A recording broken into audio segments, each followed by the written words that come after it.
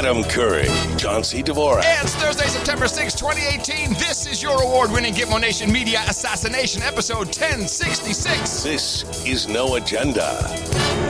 Handling the Hunger Stones and broadcasting live from the capital of the Drone Star State here in downtown Austin, Tejas, in the Cludio in the morning, everybody. I'm Adam Curry. And from northern Silicon Valley, where the Zephyr actually honked its horn today, I'm John C. Dvorak. It's Crackpot and Buzzkill in the morning. Well, you got to think by now that the guys on the Zephyr know about you. And they've triangulated you by now, surely. Although, by the way, when we did the Sacramento meetup, there was one of the conductors was out in front of the station to say hi. Yeah, because and we have exclusive audio of that event. Oh my God! Listen to that horn! I mean, you know what? Is there a Fomer podcast? There should be. Hell yeah, and you should be. Most of the stuff, most of the Fomer stuff is on RFD or RFD TV, which is a cable station, and they play these unbelievably long videos of one train just going through, going here and there, and just keep following it. It's just unbelievably dull. I think it would be interesting. I would certainly listen to it, especially if they had guests on who brought their own favorite train clips and have it really high quality. Not just a 96 kilohertz sample. Do like 192 or do 300 plus. And really have the binaural sound of the train going by. That I would listen to. Yeah, but you can't listen to that for too long. Oh, it's a very short podcast. Oh, yeah. Well, maybe a 10-minute podcast. But just listen to a bunch of horns. Anyway, it was busy, man. And finally, some stuff to watch on C-SPAN. Sadly, at the same time. Oh, my God. And I looked at the clip list today and this is fantastic. We have almost no overlap. You did the Supreme Court mainly, Kavanaugh, and I mainly did I have one clip from that, and I mainly did the what was the exact title of it? It was Foreign Influence in Social Media with Sandberg and Dorsey. Oh, yeah, I wanted to watch that, and I didn't. I was more interested in watching these guys screaming at each other. I watched that whole opening, and I'm like, oh, really? It's just another scripted shit show. It's like, I don't need to see that. Although it's entertaining. But I already saw that. I saw that the day before, the first day. I'm like, okay. I'm doing that. And then the second day, they did it again. You want to get into it now first, or you just want to hear how we're all going to die just to set the mood for the show? Well, I just started with I think we can tease the Supreme Court with, this is my Supreme Court hearing out of control moment. This is the way the whole first day went. Out of control moment. Got it. Yes, here we go. Chairman. To serve as justice. Mr. Chairman, I'd like to be recognized for a question before we proceed. Regular order, Chairman. Mr. Chairman, I'd like to be recognized to ask a question before we proceed. The committee received just last night, less than 15 hours ago, 42,000 pages of documents. And this is Kamala Harris from California. Oh, yeah. Or as they do on C-SPAN radio. Documents that we have not Kamala Harris, California. To review or read or analyze. You're out of order. I'll proceed. We cannot possibly move forward, Mr. Chairman. I extend a very warm welcome we have not to been Judge given Kavanaugh, an opportunity to have a meaningful his wife, hearing Ashley, on this nominee. Their two daughters. Mr. Chairman, I agree with my colleague, Senator Harris. Mr. Chairman, Judge we received 42,000 documents that we haven't been able to review last night, and we believe this hearing should be postponed. I know this is an exciting day for all of you here. I don't understand why he brought his two daughters. The whole day was an embarrassment for them. They were sitting there in their pretty frocks with mom. And mom looked like she was about to kill someone. Yeah, I mean, it's not the most important part of the story, but I just felt bad. I'm like, dude, what? You knew this was going to happen. Are you an idiot? Don't bring your kids to this. It's just going to suck. And then all the coordinated, we haven't seen the documents, 48 million documents. Well, the thing that was funny about it is that, and one of the guys called out the group, one of the new, don't have his name. We haven't familiarized ourselves with the freshman from the freshman class. It's one of the new guys on the committee. He's not John Kennedy, the old fart that's a new guy, but a younger guy. Yeah. And he says, I'm looking at a tweet right here from Chuck Schumer. He's telling all the Democrats to stall, do anything they can to postpone these hearings.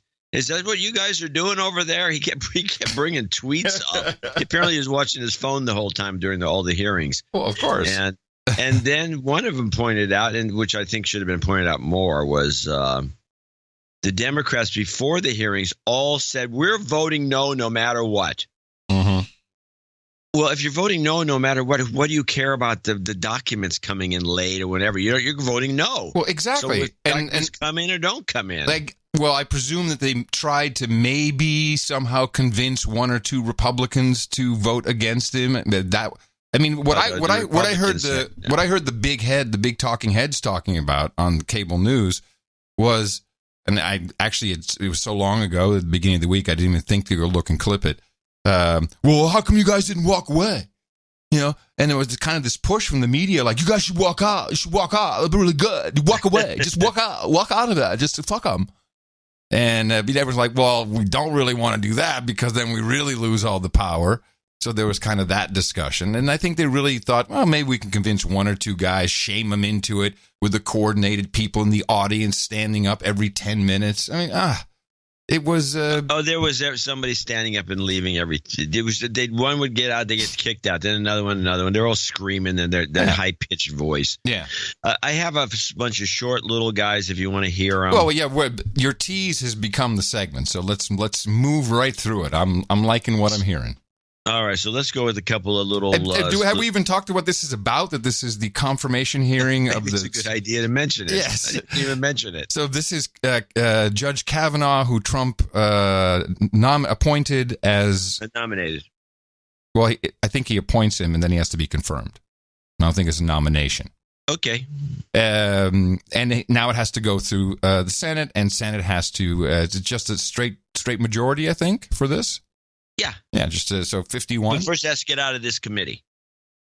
Oh, yeah. Okay. Yes. Complicated process. Yeah. This is still the committee? Yeah, this is the committee. And then where does it go? Then it goes to the vote for then everyone gets to vote on it. Okay. I got it. So what's the make of the committee? Do they have a vote, or that just someone says, "Hey, nice chat," and yay or nay? How does that work? Yeah, they vote and they say, "Okay, we can push it to the Senate." Well, how many Republicans, how many Democrats on the committee? I don't know the exact number, but there's one more Republican. It's all show, right? Let's just agree it's a big show. It's grandstanding. Yes. It's a show. Okay. And Campbell Harris was back and forth between this one and between the social media. It's just they were busy. Well, here's a classic example of Kamala Harris. This is a short clip. I will be paying, of course, very close attention to your testimony, and I think the American public will be paying very close attention to your testimony. Yeah. No, they won't. Who is she, an idiot? What is she saying this? You and I are paying some attention, but nobody's paying very close attention. And then Lindsey Graham, of course, had a couple of good points. He kind of pointed out what you just said a second ago. Play the Lindsey Graham hypocrisy clip. To my colleagues on the other side, I look forward to working with you, but we have a different view here. I think you got to be blind as to what's going on here. Have you heard of Justice Breyer? Do you know him? You can't say anything, I guess. Where did he come from? He was Ted Kennedy's Senate Judiciary person. Yeah. Where do you think Republicans are going to go find a judge? The whole argument is you can be a conservative Republican president, but you got to nominate a liberal to be fair to the country. That's absurd. Where do you think Ruth Bader Ginsburg came from? She was the general counsel with the ACLU. Wonderful person. What groups do y'all use to pick from? This is shaping up to be the hypocrisy hearing. And that's hard to do in the Senate. Yeah, Lindsey is really, it's like one testicle dropped on the guy. Well, there was this incident that was, there's no clip of it. I saw this. I saw the video at the funeral, the McCain funeral. Yeah. Oh, yeah. Explain. It's really good. Well, Lindsey Graham was there, and all of a sudden, Uma Abedin comes running up to him. Beeline through the crowd. Yeah, beeline through the crowd and gives him a big hug and the yak. And a couple sorority sisters. And meanwhile... John Kelly. Yeah, Kelly and Mattis were both there. And I think it was Mattis that first spotted him, and he looked around and he said, what are these two doing? And then Kelly... And by the way, Lindsey Graham was doing kind of that, I'm at the funeral and no one wants to talk to me. He had kind of that look on his face. Well, after Abedin left, that's what happened. And then Kelly turns around. I didn't realize how tall that guy is. Yeah, a little menacing, actually. He's got to be able to stand up to Trump because he's at least the same height. Right. And he's standing there, and then all of a sudden he just starts staring at Lindsey. and with a real, like a stare, like, what is it you're up to? Staring at him, and Graham is not noticing. Then he looks at him. Suddenly he catches his eye, and he's like, yeah. And he kind of freezes. And then Kelly gives him some sort of a sign. Well, it looks a little, at first, it looks like he's giving, because he's basically touching the bottom underneath his eye with his index finger, but it's the other side of his nose than the camera is positioned. And it could also have been just, I got some crud in my eye. Oh no, it's Lindsey Graham. But it could have been a signal like, I got my eye on you. Yeah, that's what I thought. And so then after that, Lindsey becomes this great apologist for Trump at these hearings. So, I said only one testicle dropped on him, not both, just one. Yeah. But he's out there. He was doing the best job of all the people there. He finally, but there's something's up with that guy. So let's see what kind of hashtag Me Too moment we can have about Lindsey Graham. Wouldn't that be great? It turned out the guy was a harasser. It's pretty obvious. So this is his little, very short comment about election. This is a second clip from him. You had a chance, and you lost. If you want to pick judges from your way of thinking, then you better win an election. Woohoo! See, that's what I'm telling you. Lindsey's got a little ballsy all of a sudden. I like this Lindsey. Well, once his dad died. He lives with his mom still? Sorry, not his dad, but McCain. Just a small interjection. We make jokes like this, and the other night I actually regretted. We made a lot of jokes about Ruth Bader Ginsburg, how she falls asleep. She's funny. She's just look at her. She's funny. She looks funny. And I saw the documentary about her. Oh my! I have respect for this woman. She's still fantastically. In fact, she is very humorous. But I felt like, oh man, I've been laughing at her without really knowing her whole story. Her whole story is pretty outrageously cool. Okay. Just as so when we laugh about Lindsey Graham, going to stop us? No, I'm just saying, it's my conscience. Don't get invited to anything. I just need to get it off my chest. Now back to laughing about Lindsey Graham and his little testicle. So Feinstein comes out, and she said something that I think she wanted to say one thing, and she kind of drifted off and said something else. And if you listen to the structure of what she's trying to say, I think she wanted to say that she says the country is, she's a diversity nut. The country's diverse, and we should have I think she was saying we don't want to put another white guy in the Supreme Court. She never actually said that, but I think that's what she wanted to say in a roundabout way. Behind the noise is really a very sincere belief that it is so important to keep in this country, which is multi-ethnic, multi-religious, multi-economic, a court that really serves the people and serves this great democracy. And that's my worry. That's my worry. So I look forward to your statement and answering the questions. Thank you, Mr. Chairman. Yeah, and I have two clips that I need to play here. But before you go, it's about Feinstein. What does multi-economic mean? Multi-diverse, multi-ethnic, multi-religious, multi-economic. What does that mean? That means we have rich people and very poor people. Multi-economic. What else could it mean? Multi-economic. So we need a homeless person It seems to me the exact. Well, that's like during the Nixon administration, where Nixon says somebody needs to represent the mediocre. No, who said that?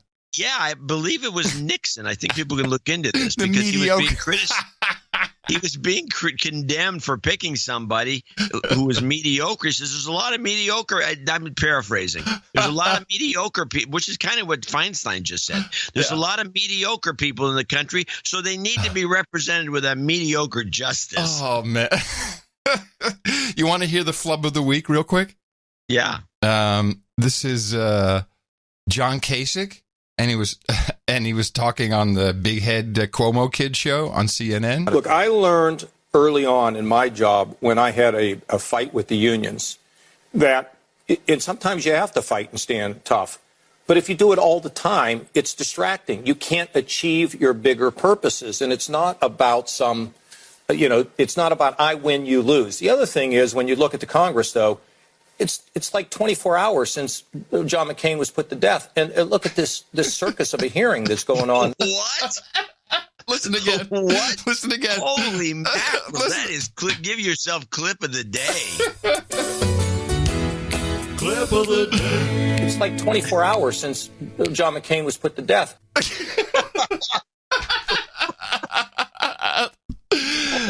Matt. This is fantastic. I know. I actually cried the first time I heard it.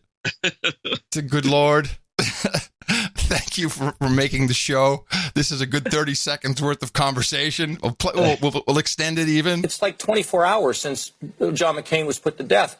Oh, damn. Cold. Yeah, I'd say. And how can a person not hear that at that moment? Anyway, let me I want to get back to Feinstein. You would think that if the people were listening that do these shows, they were actually listening to the other person talk. Yeah. Oh, well, they would have caught something. Said, he wasn't put to death. Let's make that clear. Not that we know, not that we're aware of. But that's what we would say. Yeah, of course. But that they wouldn't say that, but they would correct him. Yes. All right. Can I go into Feinstein? Do you have a point? I probably interrupted your whole point about her. No. The Feinstein thing, I think I've got it covered. It says she wants diversity, so we should have, another ethnic on the, even though we're already at the max, it seems. I mean, they have, how many people are Jewish on the Supreme Court? 3, maybe? I think they're overrepresented. Oh, yeah. Yeah. We need Pastafarians on there. Why doesn't she bitch about that? She's not a Pastafarian. Well, she's Jewish, too, I think is another reason. Okay, there you go. So I guess that's fine then. I just want to get a couple. Let me get these out of the way, and then you can this is about Feinstein. It's about her questioning. That's why I inserted it here. Okay, yes. So sounds good. And I really only saw the beginning because I was going back to the Socialnets thing, and I see Feinstein trying to, trick Kavanaugh into this conversation about, I guess in '93, her office wrote the assault weapons ban, which of course had a sunset clause after 10 years, and they had a review and said, well, it didn't do a damn bit of good, so we don't have to renew it, just so you know, historical context. But she was asking about an opinion he wrote, and the guy wrote a lot of opinions, about the reason that you could have an assault weapon legally is because they were not unusual. There's millions of them. And then she tries to get him into a debate of, well, does that mean that these millions are used or they're just in the closet? It's not the same thing. She's trying to relitigate the Second Amendment pretty much like a moron, wasting everybody's time. And everyone could see it. You could see, even I see this coming from a mile away. It's like, are you really going to try this? So instead of playing that, let's listen to NPR's report. They spend about 7 seconds on it. Guns, abortion, the scope of presidential power, all issues being put to Supreme Court nominee Brett Kavanaugh today. This is the second day of his confirmation hearings and the first chance for senators on the Judiciary Committee to question him in public. In a moment, we'll hear from one of those senators. First, NPR legal affairs correspondent Nina Totenberg joins us to walk through some of the nominees' responses today. Hi, Nina. Hi. Let's begin with guns. Hi. Kavanaugh has a reputation as being a very pro-gun rights really judge. shitty How was he connection. pressed on that today? Well, as a judge, Kavanaugh has staked out a starkly different position from most lower court judges on gun rights, disagreeing even with fellow conservatives. Most notably, he dissented when his court upheld a District of Columbia statute banning assault weapons and ammunition magazines of more than 10 bullets.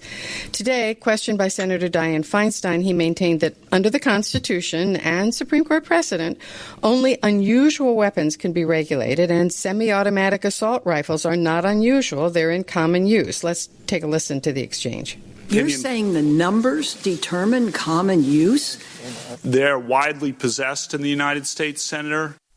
Beyond guns, he was also asked about abortion, and we know President Trump promised to name someone to the court who would overturn Roe versus Wade. What did Kavanaugh have to say about abortion? Now, when I heard that, I thought, wait a minute. Did he say that we know the president said he would appoint someone who would overturn Roe versus Wade? Yeah, that's what he said. I don't know if the president said that. Well, and if he did, by the way, let's stop right here because we've listened to these media guys long enough. If the president ever said that, they would play the clip. So I went and got the only clip that I think comes close to what the claim is here. And you're right. They would have had the clip. They don't because he's... let's just start with everybody out there listening to this because we've noticed this over the last year. If there is a moment where Trump said something that they're making an assertion about, they're either going to lie about it and play a different clip or they're going to play Trump saying it. They did not play Trump saying it. That means he didn't say it. Or we'll see what he did say because you have the clip. Okay, so again, here's NPR. NPR, your national public radio. States Senator. Beyond guns, he was also asked about abortion, and we know President Trump promised to name someone to the court who would overturn Roe versus Wade. What did Kavanaugh have to say about Now, let's listen to what the president actually said. This is from the final debate against Hillary Clinton. And do I have a date on this? It doesn't matter. Mr. Trump, you're pro-life, but I want to ask you specifically, do you want the court, including the justices that you will name, to overturn Roe v. Wade, which includes, in fact, states a woman's right to abortion? Well, if that would happen, because I am pro-life and I will be appointing pro-life judges, I would think that will go back to the individual states. But I'm asking you specifically, would you like to... If they overturned it, it'll go back to the states. But what I'm asking you, sir, is do you want to see the court overturn? You just said you want to see the court protect the Second Amendment. Do you want to see the court overturn Roe v. Wade? Well, if we put another 2 or perhaps 3 justices on, that's really what's going to be, that will happen. And that'll happen automatically, in my opinion, because I am putting pro-life justices on the court. I will say this, it will go back to the states, and the states will then make a determination. There you go. He didn't say it. No. He said something really weaselly, but he did. Yeah, he weaseled out of it. He did not say it. He did not say it. That's okay. No matter. He didn't say it. That's okay. They can say he said it. Yeah. He kind of said it. Yeah. This is the kind of news reporting we have. Well, he didn't say it, but he kind of said it. And he actually added something important, which was omitted from the NPR report, which is no matter what happens, it goes back to the states where it probably belongs. So people in California shouldn't be worried about anything. They should be happy. They can do whatever they want. In fact, why don't they promote that? Well, because it doesn't burn Trump enough. Yeah, later on in the show, I got some flashbacks, and you and I will both reminisce about when some of the now crazy lefty people were really on our side of thinking. Interestingly, we'll get to that later. Let's continue with the Supreme Court. I have 2 more things. I have Mike Lee. I got 2 clips from him. One is extremely long. You don't have to play the whole thing, but you just get an idea of what he's talking about by playing about probably the first half of clip 1. This is sort of how the practice of holding these hearings began, so that senators could ask nominees how they might vote, how they might rule in particular cases. But this didn't always happen. In fact, it wasn't until 1916 that this even started. You see, there have been 113 justices confirmed to the Supreme Court so far. The first 66 were confirmed without even holding a hearing. The idea of a hearing is relatively new. It's about 102 years old. Yeah, see, I love this, John. Thank you. Having a little history lesson on the show is something we need to work on. It's entertaining, even if this happened hundreds of years ago. Yes, and because it gives us context that we're not getting from the news media. Yes. Now we have to do it.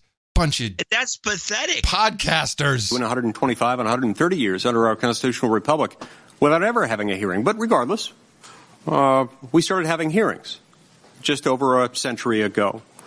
The very first Supreme Court confirmation hearing occurred in 1916 with Justice Louis Brandeis. After Louis Brandeis was nominated to the court, some called for a hearing. Now, if we're honest with ourselves, if we're honest about history, I think a lot of this maybe had to do with some anti-sentiment fervor and the fact that Justice Brandeis was Jewish. But senators also wanted to determine whether Brandeis would use his seat on the Supreme Court to advocate for some of the things that he had advocated for as a private citizen, as a public interest attorney. They wanted to know how he might vote in particular cases.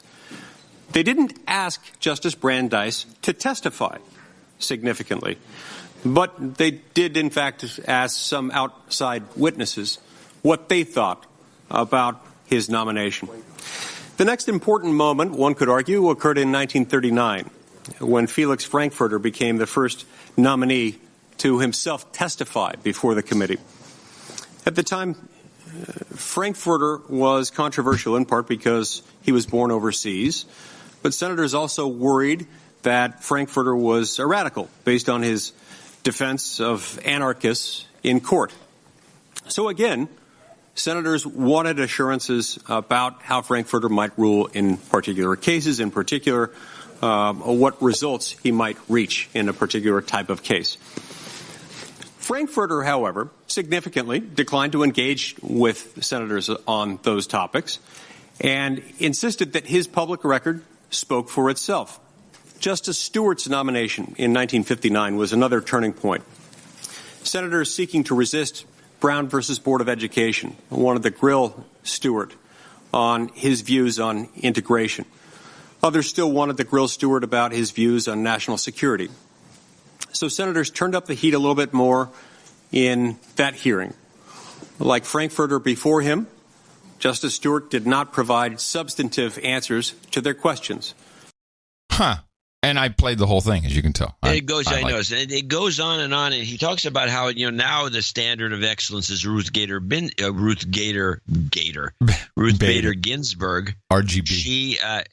She had a rule. She says, I'm not going to tip my hat, and there's a bunch of during her hearings, and I don't think that I should be answering these sorts of questions. Right. And that's the standard that the Republicans keep throwing in the Democrats' face during these hearings. Did Frankfurter in that clip, is he also the guy who invented the hot dog? No. Surprisingly enough, he's not the same guy. Okay, just checking. So, but I thought it might be. So let's play the little short clip where Mike Lee kind of does a little ending here that I thought was interesting. 28 years later, 28 years after Justice Stewart came through this committee, the Senate considered Robert Bork's nomination to the Supreme Court. This was another significant turning point. And in my view, it remains something of a rock bottom moment for the Senate and for the Senate Judiciary Committee. Without getting into any of the gory details here, I think it suffices to say that Senator Ted Kennedy and Judge Bork did not agree on certain matters of constitutional law. And Kennedy's response was to savage, unfairly in my opinion, the results that Judge Bork would reach if confirmed to the Supreme Court. The history shows that over the better part of a century, the Judiciary Committee has gradually created something of a new norm, a norm in which members demand that nominees speak about specific cases in return for favorable treatment from the committee as the jurists are going through this process. Oh, man. He's wasting our time talking about people who are wasting our time in historical context of wasting time. Yes, he is. That's a good observation. Now, I only have one last clip. And this is, or I actually have two. Another one's not really about this hearings, but this one here comes from the government. There's a guy, they have a number of historians that like to produce podcasts. They're not really podcasts. They're just kind of like little books on tape. Are they hosted on Podbean? No, they're not on Podbean, surprisingly enough. But I would say that I wouldn't be a podcaster if I had this guy's voice, because it's a guy, and I don't have his name in front of me, but he gives a little Supreme Court early history that was never mentioned by anybody, and it's actually kind of interesting. Presidents nominate Supreme Court justices. Oh, my God. I'm already loving the voice. And the Senate has to confirm. There has been occasional trouble since the very beginning. The first justice to be denied a seat on the court was a man named John Rutledge. It was 1795, just 7 years into the new constitutional experiment. Rutledge had written an op-ed piece critical of the Jay Treaty, a 1794 treaty with Britain that tried to resolve certain lingering issues from the War of Independence. That was enough for a Federalist Senate to scotch his candidacy. Jefferson came into office in 1801 in what he called the Second American Revolution. I got to stop for a second. This guy needs a noise gate real bad. Because you hear that.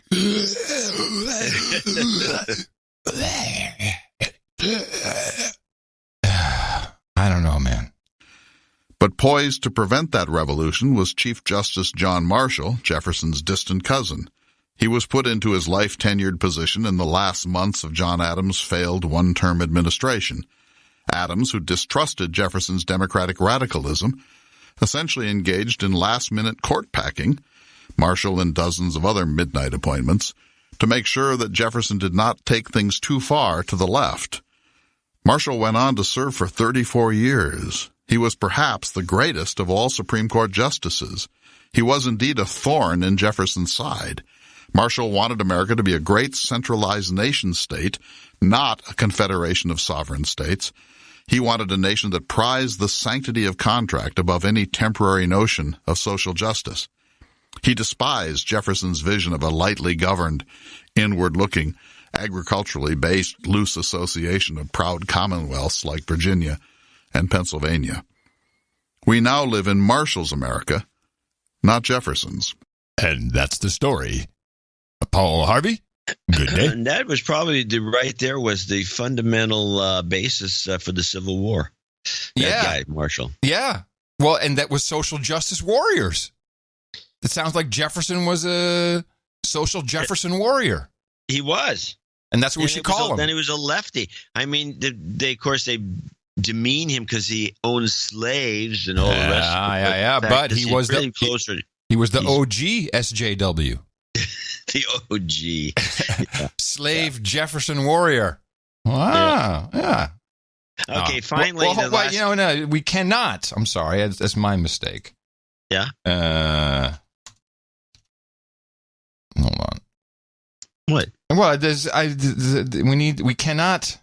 Where is this thing? Yes. We cannot end a segment like that without this jingle. I'm sorry. I will have it ready next time. The more you know in the morning. In the morning. Just need to get that in there. It was good. Yeah. I would say not tight. No, the opposite of tight. Now, this is the last thing. Now, this was an ad. Did you see this ad? This was the ad against Susan Collins. The social justice warriors put up an ad. Wait, now, who is Susan Collins? Susan Collins is the senator from Maine. Uh-huh. Who is the Republican swing vote.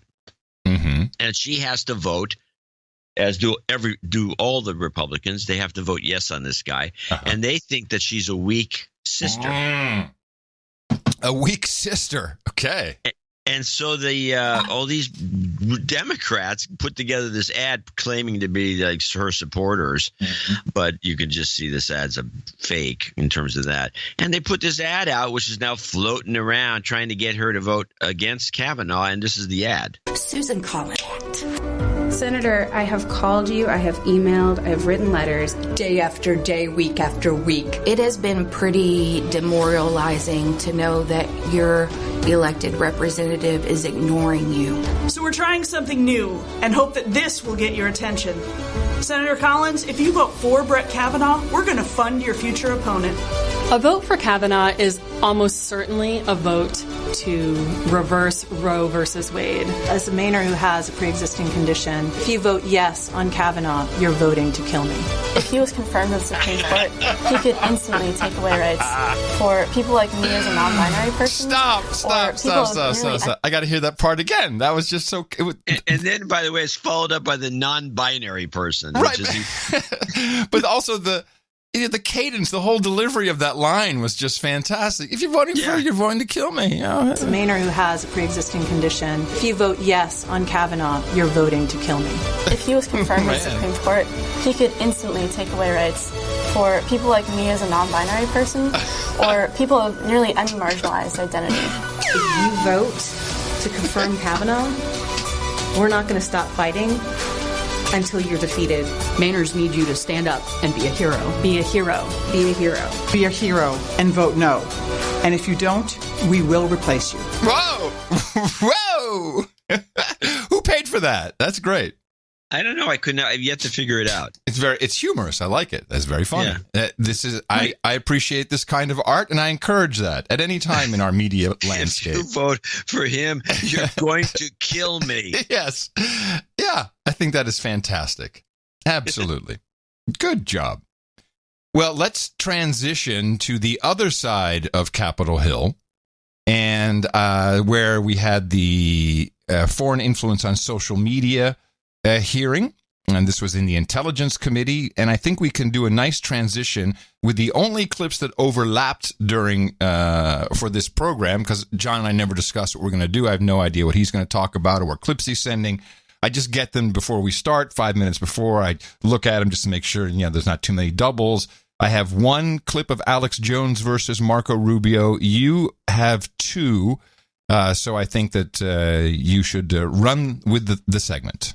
Actually, Marco, you might want to play your clip because my clips are kind of a trap. It's the clip plus a kicker, and I want to see what your clip is. I just have the straight up clip. I just have straight up clip. I think we should do yours. This is an executive decision. Okay, well, this is the clip that I'm going to play. This is Alex Jones versus Rubio. This is a clip that was generally promoted on the internet. Yeah. And it was Rubio giving a press briefing in the hallway and Jones butting in. But I just want to say up front what I found so fascinating about this clip, and of course we'll hear it. Most of the clip is about this, so a big spoiler. Rubio, and I've seen this behavior. I'll give you an example. In the Netherlands, for sure, when I was 20, very early on, when being on TV was not as common as it is today, and people would, of course, recognize me, and they would always say, just without me even asking, "Hi, I don't know who you are."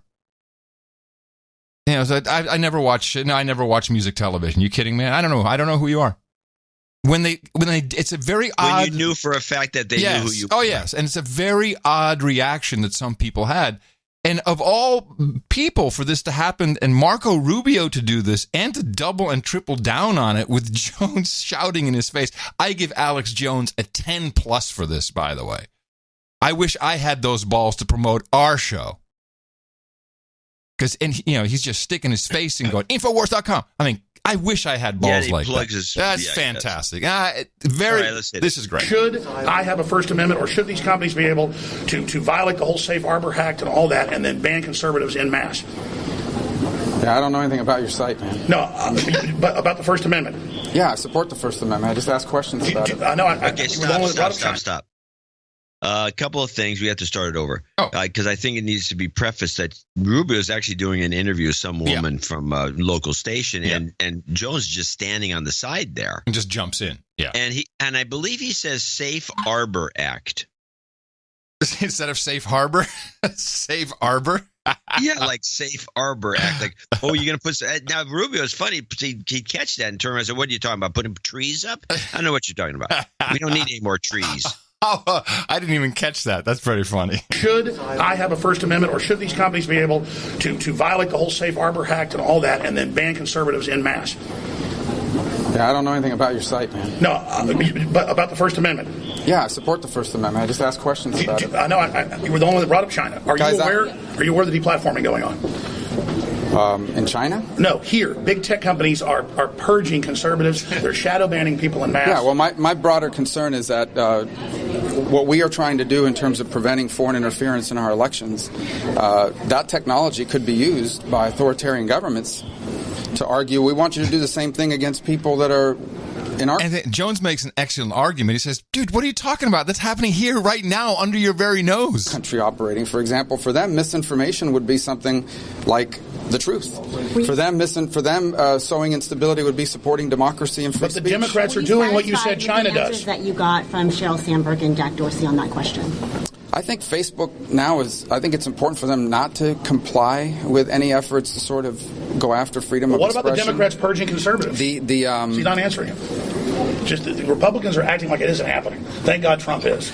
Well, but it's weird, man. Oh yeah, it's really weird. There's no purge of conservatives. I don't know. There's no shadow banning you of members of Congress. Bias in social media? Yeah, who's this guy? We deplatformed him. Are you concerned about bias in social media? Well, I think the bigger bias is against freedom of expression. Everybody should be. There's a look. I support going after. It's happening here, but you say I don't exist. Is that a heckler or a press gaggle? Look at this guy. He's saying that I don't exist, and they're deplatforming. I just don't know who you are, man. I don't read your website. Sure, and they demonize me in these very hearings. And then he plays dumb. Here's the question. Infowars.com. Do you think that does Google, does Facebook, does Twitter, do they need to be regulated do they need to be regulated? Marco Rubio the snake. Little frat boy here. All right, man. Yeah. Who are you? Yeah, sure. I swear to God, I don't know you better who hope you you're are, deplatforming. So first he calls him Snake Eyes frat boy, and then he touches his shoulder, which he had done a couple times before, which I also found to be quite aggressive. I'd be like, dude, don't touch me. But then Rubio falls for it. Tens of millions of views. Infowars. Bigger than Rush Limbaugh. He knows who Infowars is. But playing this joke over here. That's why the deplatforming didn't work. But here's the question. Here's a question. Don't touch me again, man. I'm asking you not to touch me. Well, sure, I just patted you nicely. I know, but I don't want to be. I don't know you, man. I don't know who you are. It's not just good. You're not going to get arrested, man. You're not going to get arrested. I'll take care of it myself. Oh, he'll beat me up. I didn't say that. You didn't know I am, but he's so mad. You're not going to silence me. You're not going to silence America. But there are people. You are literally like a little gangster thug. What was that? Something at the end of your clip there. Shouldn't have been. Yeah. Anyway, he says you're a little gangster thug, and he ends. But then that's the clip that went around. But then, and you gave him the kudos, and I thought it was pretty funny. Yeah. Although he's just annoying. No, I gave him kudos for promoting his show. I gave him kudos for that. Michael Savage has an extended version that was done by Cassandra Fairbanks, one of the famous Twitter people that I follow, and she follows me. And she was there apparently. Putting this thing on Periscope live, and so when Rubio kind of gave up and started walking away, I think Jones kind of blew his credibility by calling him out as gay, and just he kind of goes a little nuts on this. And listen to the way it ends.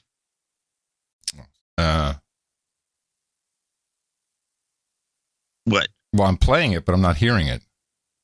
Oh, well, that's not good. Hold on. What we are trying to do in terms of preventing foreign interference in our elections, that technology could be used by authoritarian governments to argue, we want you to do the same thing against people that are... I have a feel, maybe you didn't clip this. Should I move it? Because it's 2 minutes. I may have... Move it to the end and see what it sounds like. Okay.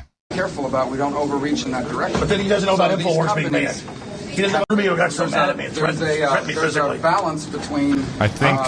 poor Rubio. I think I blew the clip. Bro, look on the ground.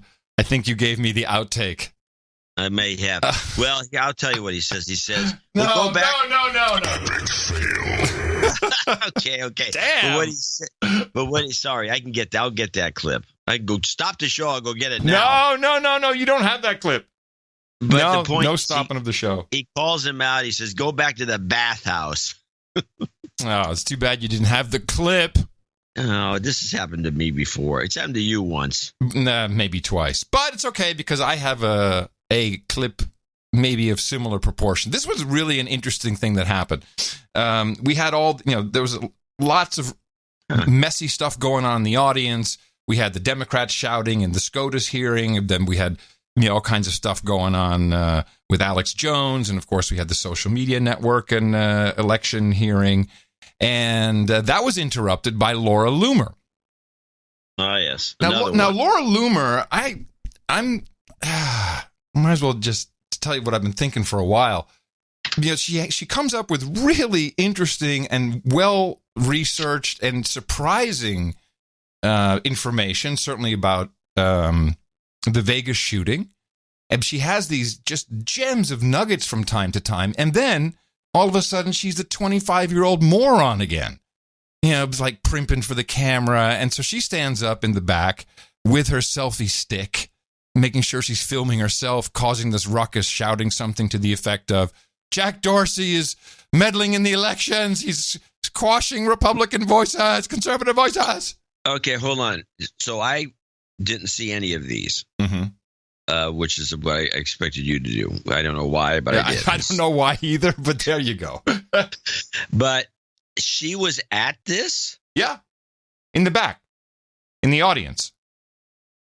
So she stands up and she starts interrupting. And I'm watching this dueling C-SPAN screens. And by the way, this is great on the Surface Go. I didn't know this about Windows, and maybe it's just the Surface, but you can drag a window to the edge, and then poof, it'll take up half the screen, and it'll give you a choice for another window. They all do it. That's a Windows 10 thing? Yeah, and then you hit the escape button after you've done it accidentally. Ever since Steve died, all that cool stuff that Apple used to do. And now someone's going to tell me they do it too. I'm sure they do. That's beside the point. Very much beside the point. Anyway, so I'm looking at this, and there she is, and I'm like, this is just grandizing. And now she has this thing like, you've been lured. Grandstanding. What did I say? Grandizing. I'm an idiot. Grandstanding. And she has this, you've been lured. Like, no. You got to be around a little longer before you can say that you've lured. I mean, I would never say you've been Dvorak or curried or no agenda. No. We say you've been hit in the mouth. That's a little different. But lured? Well, you can always tell a chicken it's been curried. Yes. So you've been lured. So I have a feeling that she's being run by someone, that she has someone behind her who's giving her great information. And she just knows how to present it. She's, semi-cute. She's bubbly, young, energetic. And, so there's something going on behind her that is putting information out. Anyway, so this is not one of those moments. This is really her trying to lure, and it fails, but it fails for a very interesting reason. And so I have these two screens going on. I'm like, is there a third? Is Meekham's auto auction on? What's happening here? Now recognizes that. Like, get a mic over to her. Get a mic over. Order. Get a mic over now. We'll have order in the hearing room, or you'll be asked to leave. Ma'am, you'll please take a seat, or we'll have to have you. Then you'll need to relieve. Donald Trump, help us. Please help us, Mr. President, before it is too late, because Jack Dorsey is trying to influence the election, to sway the election. What's she saying? I can't understand her. What? Steal the election. That is why he's censoring and shadow banning. How about it in? 12 and a half, 15, 7 and a half, $20, 2 and a half, 5, 7 and a half, 30. Hit $30 down so here. At this point, I'm like, what? I'm like, what's going on? Hit $40, 2 and a half. She's yelling. I'm hearing this. Hit $50 down here. Officer, will you escort this young lady out, please? Hit 2 and a half now, 5, 55, 7 and a half, 70. Up 2 and a half now, 5, 75, 7 and a half, $80 to 5, 85, 90. Hit $100 to 10, 10, 10 and a quarter, 1 and a quarter, 1 and a half, 2, 2 and a quarter. Hit 2 and a half, 3, able to bomb 300. Hit 3 and a quarter. Cut 3 and a quarter now, half, 3 and a half. Divide 400. Here, but a 4 and a quarter, 4 and a half. We're selling the cell phone there. 4 and a quarter, 4 and a half. Hit 4 and a half. We're 75, 500, 5 and a quarter, 5 and a half. I yield back. Wow. That was Senator Long from Missouri. That was fantastic. Like, that was a really creative way of lightening the mood. Yeah. That was really good. And so, everyone just like, it was perfect. And then, of course, it ends on such a sour note, or just dumb. So this is like great. And now is your moment for the great line of the day. And no, what does he do? Somehow I think our auctioneer in residence is going to get tweeted about today. Idiot. No. Okay. So that was all I really had of the interruptions. Wow. The guy's good, though. Yeah, I like that. Apparently he wasn't. That's a sound of a professional too. That's yes, not like yes. Well, we have a lot of them here in Tejas, so yeah, I'm familiar with them. Yeah. I've always thought it'd be cool to be able to do that.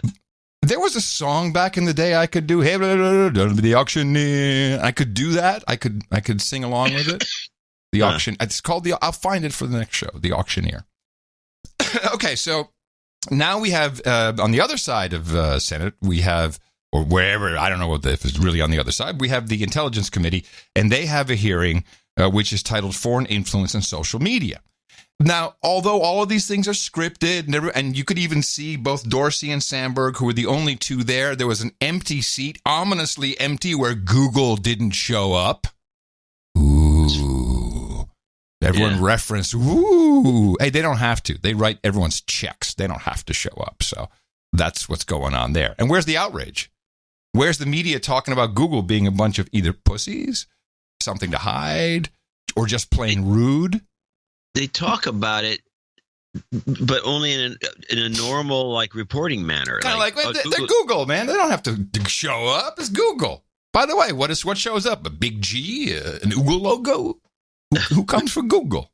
Eric Schmidt? Who comes for Google? Who comes for Google? Eric Schmidt. Page comes on to it because he talks like this. He can't really express himself. Got a low voice. Okay. I don't know. So they're not there. There's no one from Google. But you can see Sandberg and Jack Dorsey from Twitter. They basically have the questions in long form sheets in front of them. So they know who's coming. They know what questions are coming. I don't know if it was abbreviated or not, but we know these things are scripted. But this is a topic that not everyone is well versed in.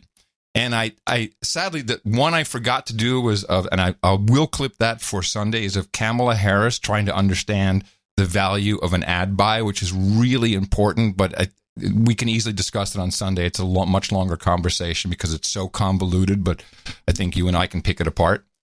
Okay, we'll do that. But the hearing started off, and this is the first clip is a little over 2 minutes, and it kind of really says everything, and it shows you the difference between these two personalities, and I believe also the DNA of their companies. I don't know why I was up talking. And it was... I was doing my tech. I was doing my tech reporter voice. That's what it was. It's these two companies. Okay, let me tell you all about it. At least I caught myself. And the first question is the only question really we needed to have answered. Maybe I should ask you first for some reflection, because the first question is from the chairman is, what is social media? Now, what is social media to you, John? Before we hear from our witnesses. Social media is a construct using the internet to interconnect people in groups, forums, or even individually, so they can interact without being anywhere near each other. Someone should write that down, because that was very good. As you can imagine, it's not at all what their answers were. And Sandberg, now let me just get my other notes here. I did take a number of notes, even though I have just a few clips. First of all, Sandberg, I'm sorry, and I tried this out on Tina last night, not as a joke, but purely as just an observation. It didn't go very far, but Sandberg has got to be watching these hearings of herself. I'm sure she saw some tape. I'm thinking, God, why did I fuck up my nose so bad?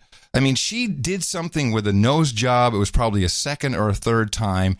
And she had a broad nose, if you look at the Book of Knowledge and you go back, but it was cute. There was nothing wrong with it. And now it has kind of like that Michael Jackson thing where two sides. Away, it's like it's Michael circa 1989. Where then it starts to fall in on the side, and then the way the light hits it, it just it just looks like you have a small penis. No structure left. Looks like you have a small penis on your face. I mean, it's really bad. So anyway, and I'm sorry for her that she did that, but let it be a warning, people. Be careful what you do with your face. Dorsey read his that opening statements. Dorsey read his opening statement from his iPhone, which I think was a big mistake. He was nervous, and if he hadn't said I'm shy at the beginning, which he did, I usually don't do these things, I'm shy, he could have been seen as a much closer to Tony Stark than Elon Musk, because he comes across as a very deep thinker. He carries his words very carefully. And I actually think he is a deep thinker and has thought about what he's doing and what Twitter is. And I have to say, I'm very impressed by his performance in general. Let me see. The typical things are in there about, their business model and all of that stuff. We've heard it a million times. But there were some new terms and a couple of things I highlighted. Again, the advertising and the money flow and everything. I didn't get that. I want to do that on Sunday. But let's start off with the opening statements with that very question. This question is to... Oh, and Sandberg... Wait, hold on a second. Before you start teasing Sunday. Oh, you're right. What am I thinking? It's not Sunday. Sunday we have a special show. Yeah, you're talking about next Thursday. Yes, next Thursday. Sorry. I'll probably forget. We'll never know. No, you won't. I'll remember.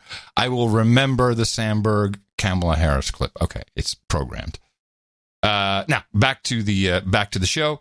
And Sheryl Sandberg said her entire testimony was Miss Goody Goody Two Shoes, borderline Valley girl, had everything all sewn up. She's the veteran. She knows Jack's nervous and shy, and she's got.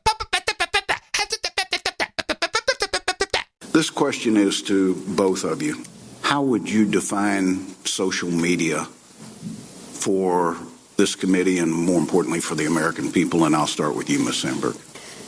Social media enables you to share what you want to share when you want to share it without asking permission from anyone. That's the top thing right there. Social media lets you share what you want to share with anyone without any permission, except permission from Facebook. And that's how we meet our mission, which is giving people a voice. I would have stopped it right there. Somebody should say, oh, really? So people can share like illegal images or atom bomb plans or anything they want to share or there's, some sort of a meeting that's going to overthrow the government. That's all shareable. That's what social media is all about. But that? You are now the senator from Kentucky. You have just won your seat on the Senate Intelligence Committee. And I'll start with you, Ms. Sandberg. Social media enables you to share what you want to share when you want to share it without asking permission from I just want that on a big placard. Anyone. And that's how we meet our mission, which is giving people a voice. And I think what's more important than just the content people share is the connections they make. Connections. Social media enables people to celebrate their birthdays. Woo! Yeah! Social media's birthday calendar! Woo! When I heard that, I said, "This is fantastic." How do they come up with this? Who approved that? Did Zuck go? Yeah. Number 2 on the list: birthdays. The Dutch are jumping up and down. And I think what's more important than just the content people share is the connections they make. Social media enables people to celebrate their birthdays. And I'm sorry, this was my first birthday in many years without Facebook. And you celebrated it just fine. Yeah. I'm still here. And it was really calm. And the few people that did get through to me, they really love me. So it was a good feeling. In the last year, people have raised $300 million on Facebook on birthday funders for nonprofits they care about. Birthday funders? Oh, it's a double whammy on the birthdays for the Socialnets. Safety check.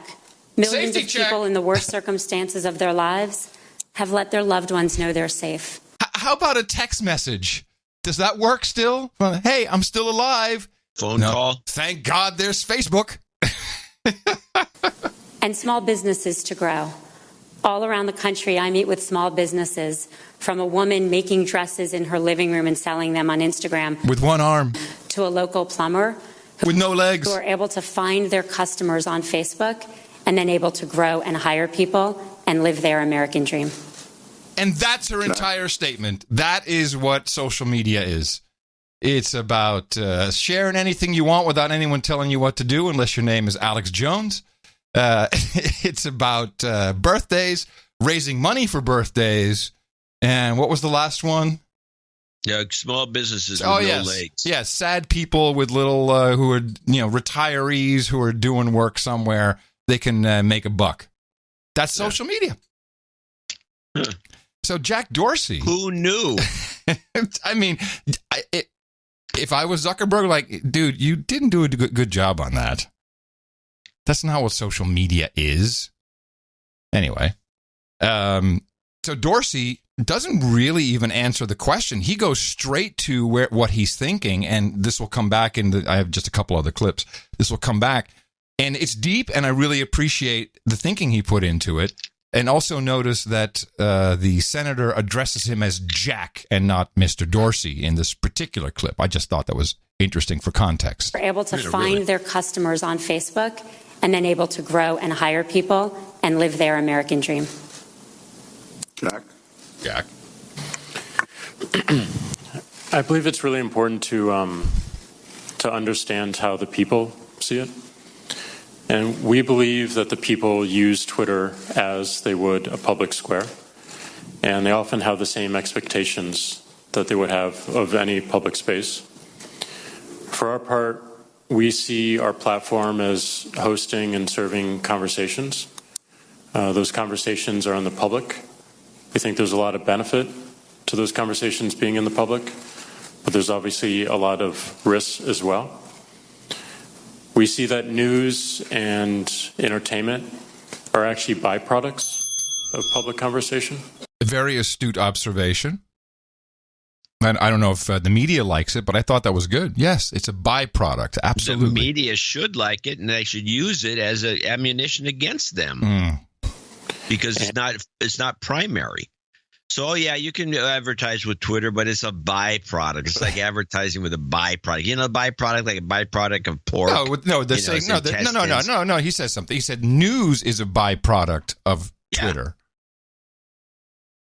Well, I think what he means by news is like reporting news. Yeah. So Twitter is ground zero. The media is just taking the shreds that fly off the edge of the machine. No, I don't think that's what he meant. I think that's exactly what he meant. Well, it doesn't matter. We can disagree on that. I'd like continue. Yes. News and entertainment are actually byproducts of public conversation. And we see our role as helping to not only serve that public conversation so that everyone can benefit, even if they don't have a Twitter account. I don't know what that means. Everyone can benefit from Twitter even if you don't have a Twitter account. Well, you can always go on the site. You can always put a Twitter link up. Oh, okay. I gotcha. To not only serve that public conversation so that everyone can benefit, even if they don't have a Twitter account. That's important. But also to increase the health of that conversation as well. The health. And in order to do that, we need to be able to measure it. We need to. Now, this is deep. He's saying the health of that conversation, and I think the health. I think contextually, I understand what he's talking about. Is it health? The health, yes, the health. So the healthiness of the conversation, the health. If it is something that is making people happy, and therefore healthy, because they either, I would say, agree with each other is one way. If you have everyone agreeing with each other, I don't know how that works, but okay. Or just go into Dimension B for a few minutes on Twitter. You'll know how it works really quick. Right. But do we all agree that he's saying healthy conversations where people aren't like and making themselves sick, literally making themselves sick, which is what social media is. What is social media, Mr. Curry? It's a place where people go to get sick. That's my answer. But also to increase the health of that conversation as well. And in order to do that, we need to be able to measure it. Measure. We need to understand what healthy participation looks like in a public square, and we need to amplify that. And more importantly, we need to question a lot of the fundamentals that we started with 12 years ago in the form of incentives. When people use our product every single day, when they open our app up, what are we incentivizing them to do? Not telling them what to do, but what are we actually incentivizing them to do? And that certainly speaks to the buttons that we have in our service all the way to our business model. So didn't really answer. He dealt with the social media question quite quickly. It's a public square, and people expect the same type of actions they can take on the public square. Although I would wager to say because of anonymity, people actually show themselves, their true selves. And being on Twitter is like looking at your own anus, because we're all like that to some degree. But then he goes into this very deep thinking, which we'll come back to later, about what exactly are we doing? What are we doing here? Now, I don't know if you can ever measure the health of a conversation, although you never know what machine learning and AI can do. But I thought there was at least some thinking and not the, it's for birthdays. Now, this being the... Put a time code down. Gee, I already have a couple. Okay. This being the foreign influence in social media. So, you know, how are we responding? This is just kind of a general response to, are they working together? Are we collaborating? Are we doing the minute we see bad actors, or actually a new term will pop up in a moment. Whenever we see these bad actors, you know, do we have systems in place? And man, when you listen to this and how they're all like agreeing with each other and nodding and, oh yeah, we're all locked down. I think our collaboration has greatly increased. We've always worked closely with law enforcement, and we continue to do that, and particularly the FBI's new task force. New task force! We've always shared information with other companies, but I think we are doing better, and we can continue to do better. Mr. Chairman, you noted in your opening remarks that some of the tips we got came from a private security firm. In our mind, that's the system working. Our opponents are very well funded. They are very organized, and we are going to get those tips from law enforcement, from each other, from private firms. And the faster we can collaborate, the faster we share those tips with each other, the stronger our collective defenses will be. You're getting too far away from what. That was just a little bit of a report. She said our opponents? Yes. What is that supposed to mean? And the new FBI task force that certainly has great collaborating with them. Oh, yeah. What does she mean by our opponents? The Russians. Oh, you sure she doesn't mean Republicans?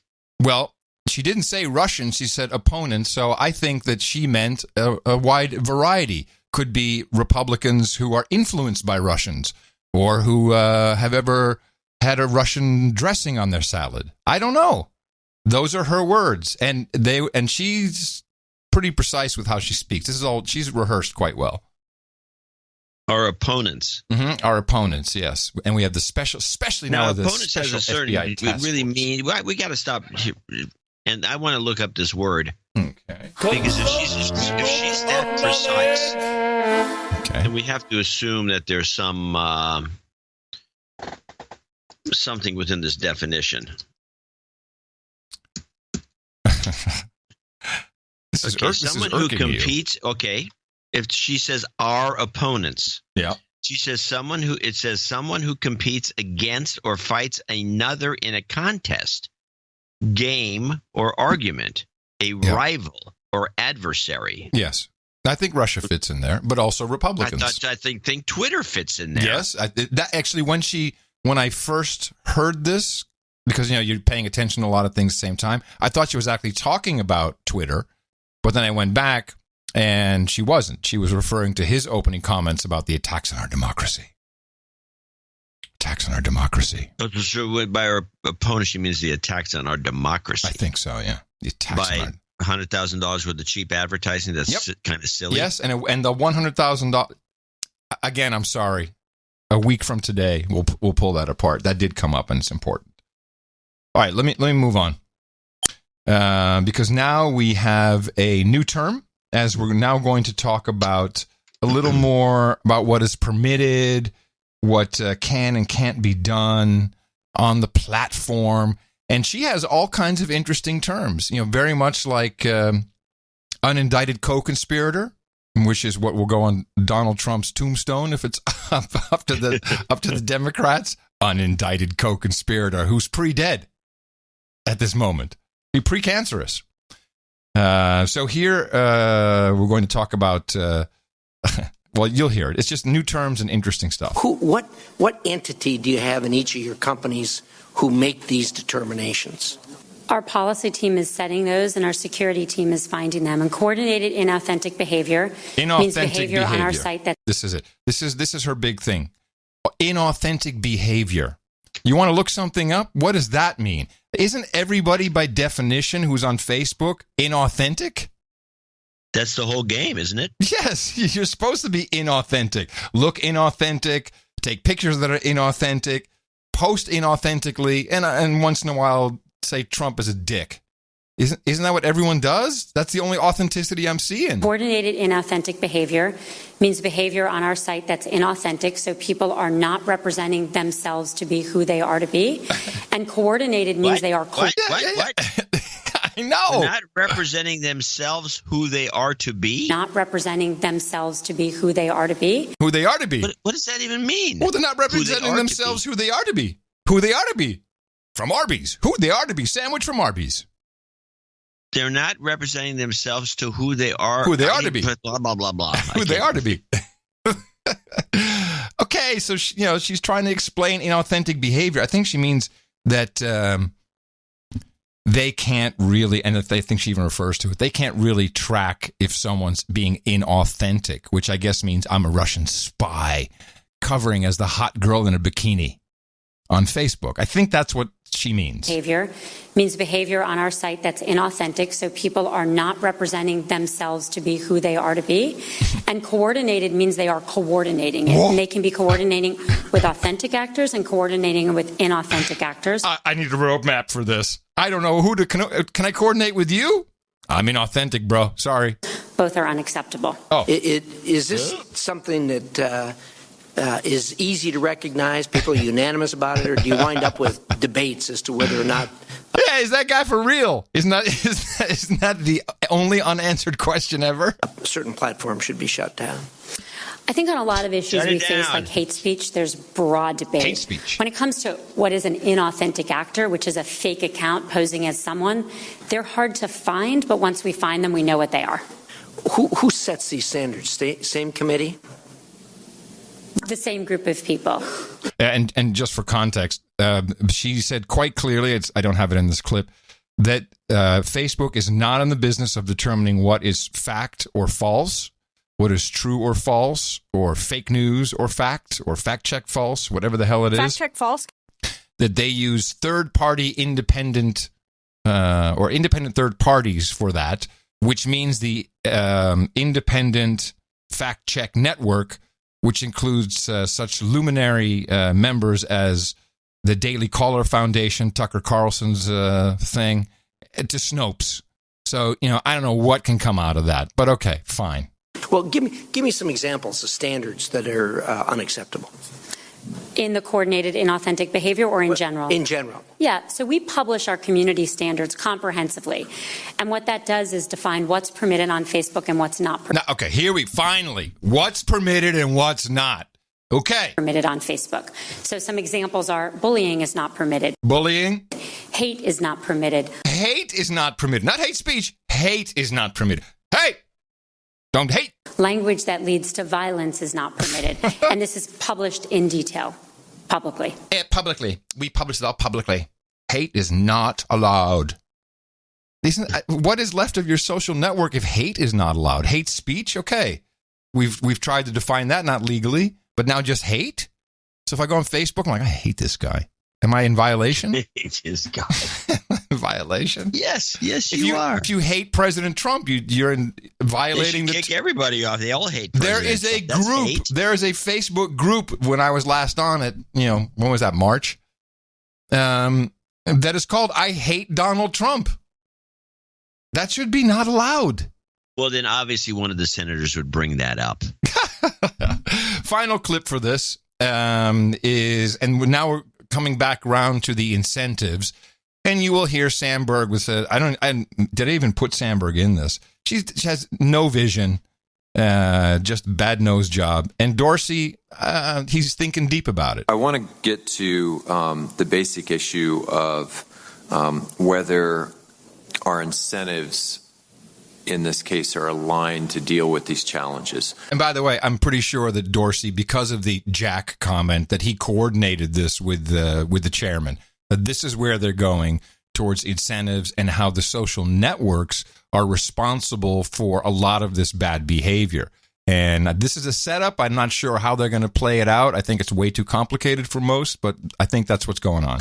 If your users were to lose confidence in your platforms, in the authenticity of what you, Mr. Dorsey, called a public square, I might call it a digital public square. Wow, inventive. I assume there would be very serious economic implications for your companies. Do you think the incentives have aligned for platform providers of all types in the digital space to want to get at these issues and have a plan and be able to respond in real time? Ms. Sandberg, and then you, Mr. Dorsey. Absolutely. Absolutely. Trust is the cornerstone of our business. People have to trust that what they see on Facebook is authentic. People have to trust that this is a positive force for democracy and the things they care about. And so this has been a huge issue for us, and that's why we're here today, and that's why we're going to keep working to get ahead of these threats and make sure we can minimize all of this activity. Mr. Chairman, I just want you to know, we at Facebook, we're all on board. Do you like my tight sweater? I mean, seriously. Is that her vision? Is that how concerned she is?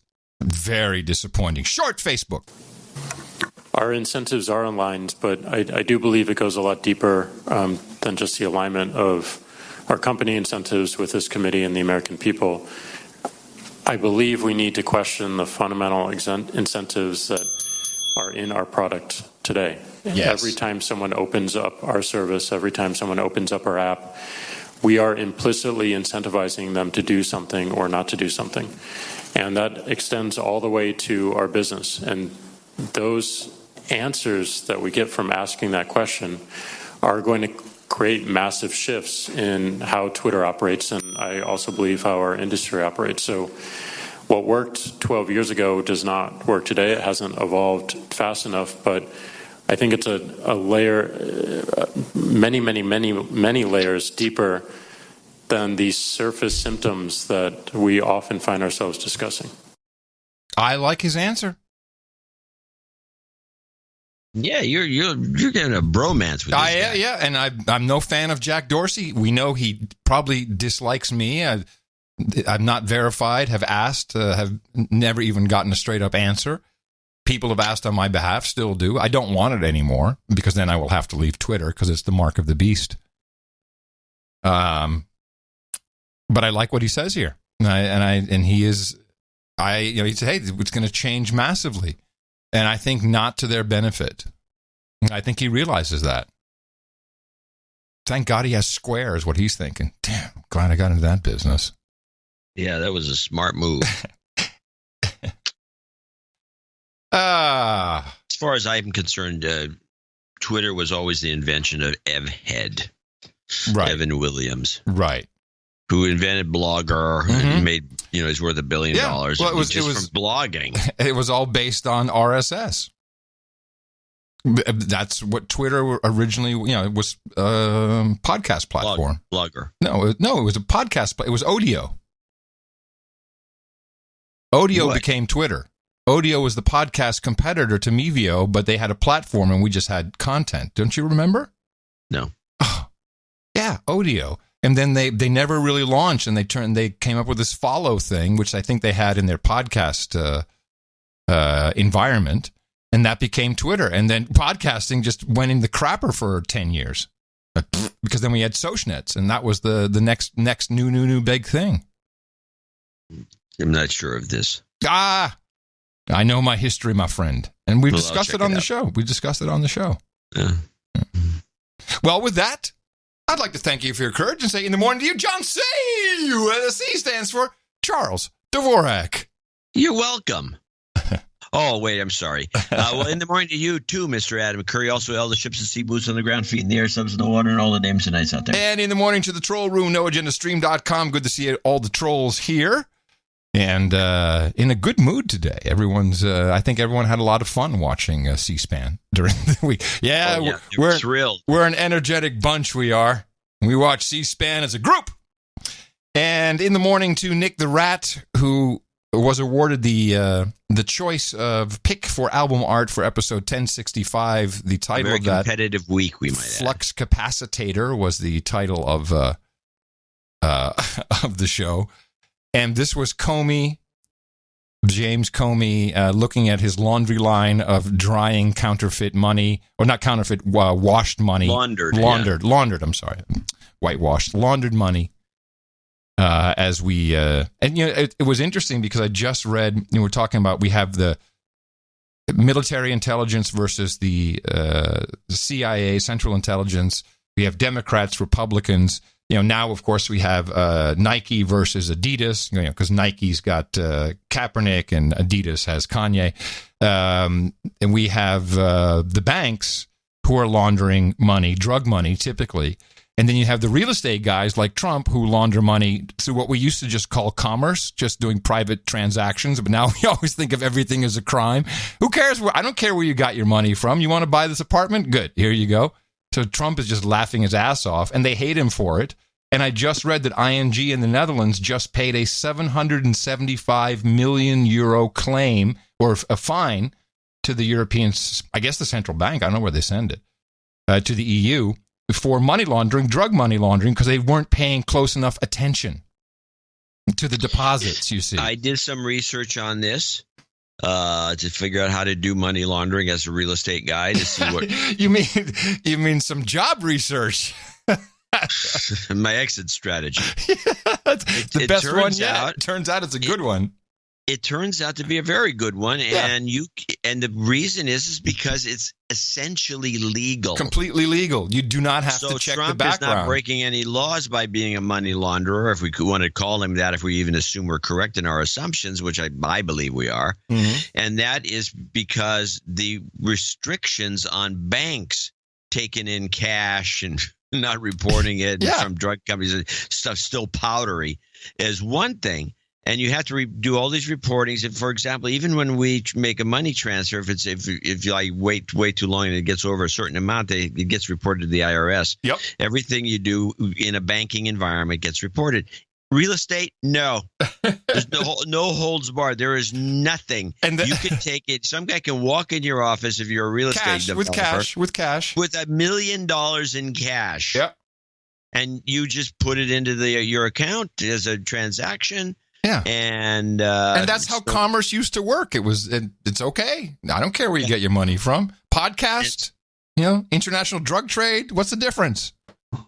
I would think that there's a lot of opportunities all over the place, but apparently real estate is the real winner. And can you imagine how just to add insult to injury, these guys also have to lend to people like Trump.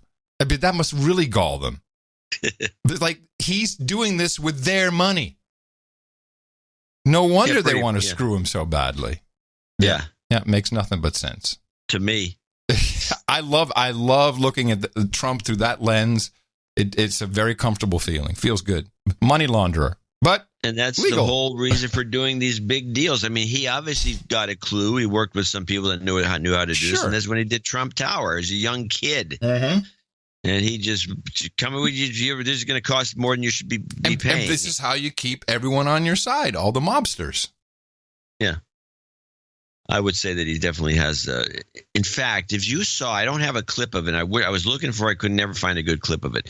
Lanny Davis coming out and condemning CNN for misquoting him. I have. Yes, I have Lanny Davis. I want to play that clip after the donation segment because I want to comment on that. Oh, does this have to do with Chuck Todd's article?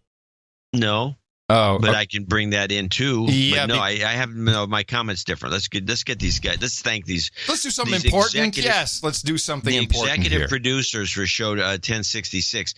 It wasn't 1066 the Norman invasion. We could have made that an issue. Not sure.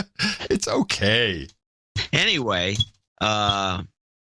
we have no associate executive producers, but we have 4 generous executive producers, starting with Brian Gerard in Bellevue, Washington.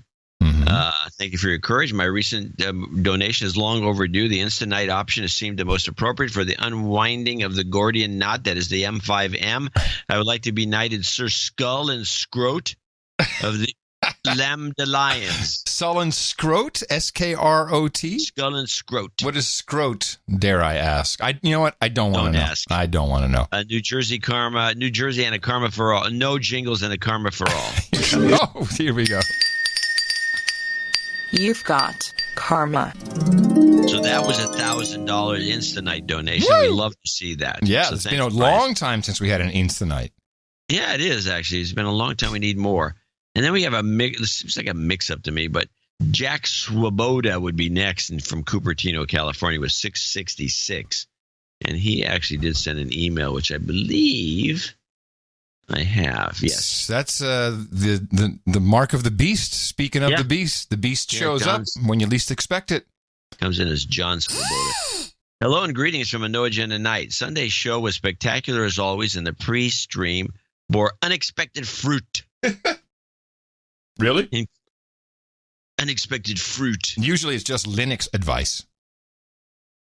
If you check the PayPal donation, you'll find a $333 donation that I'd like to accredit to Nick to simultaneously lift his douchebag status and begin his journey to NA knighthood.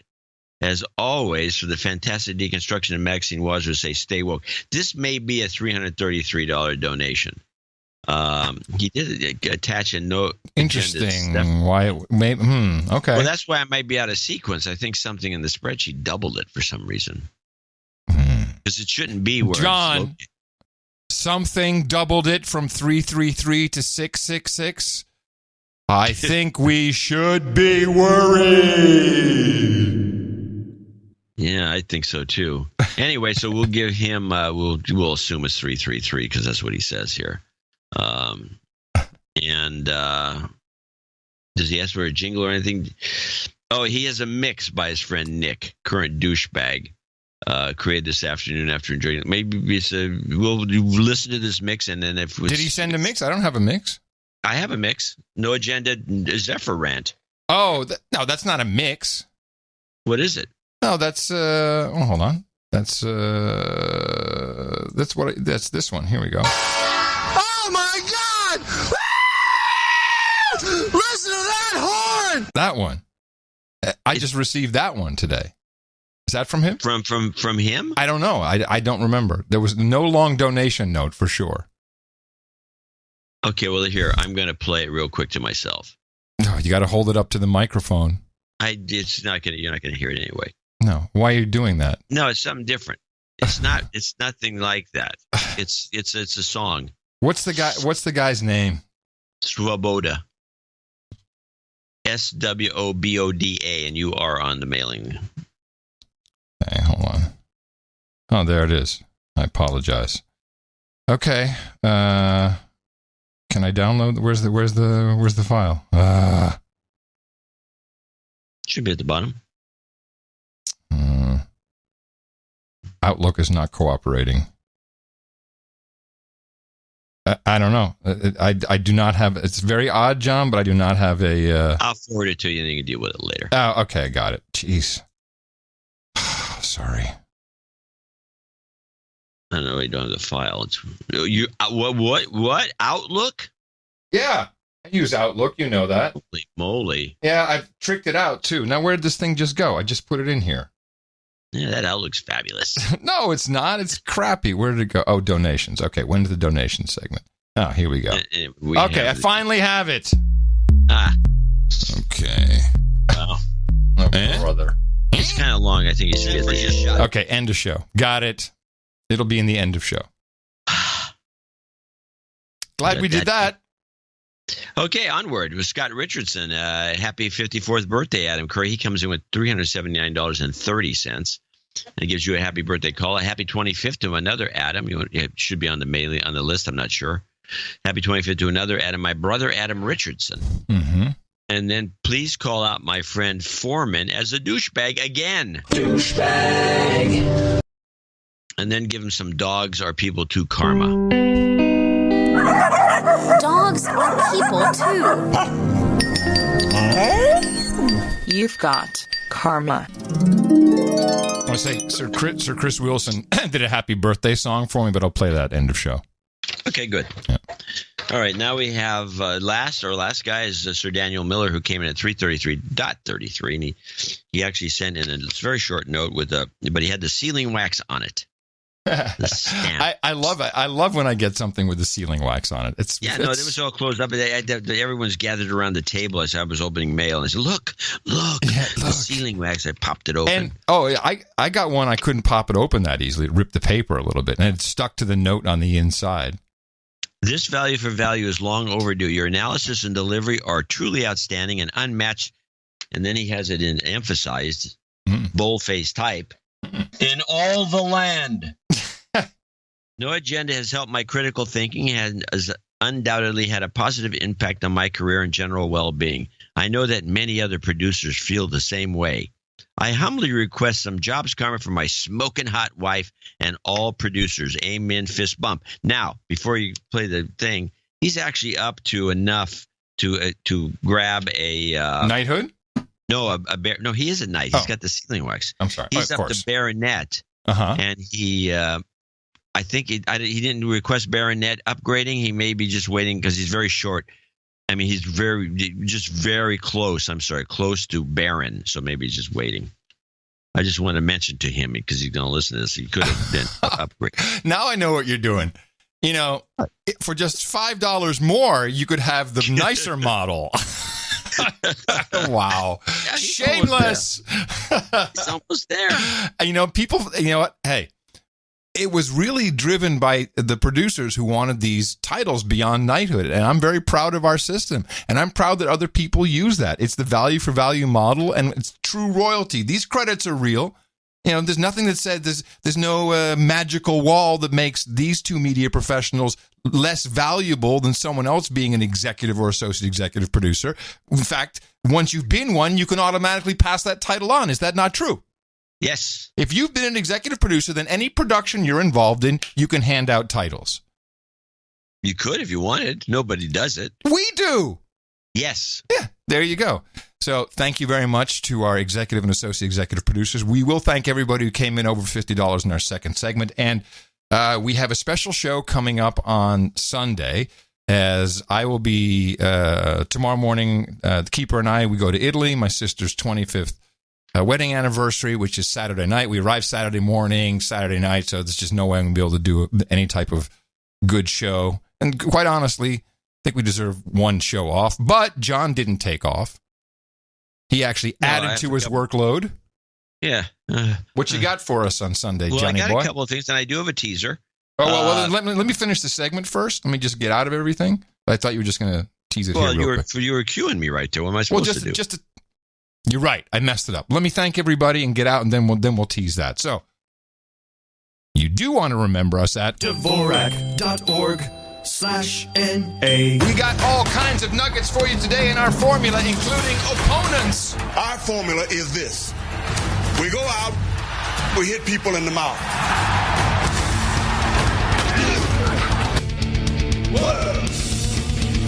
Order.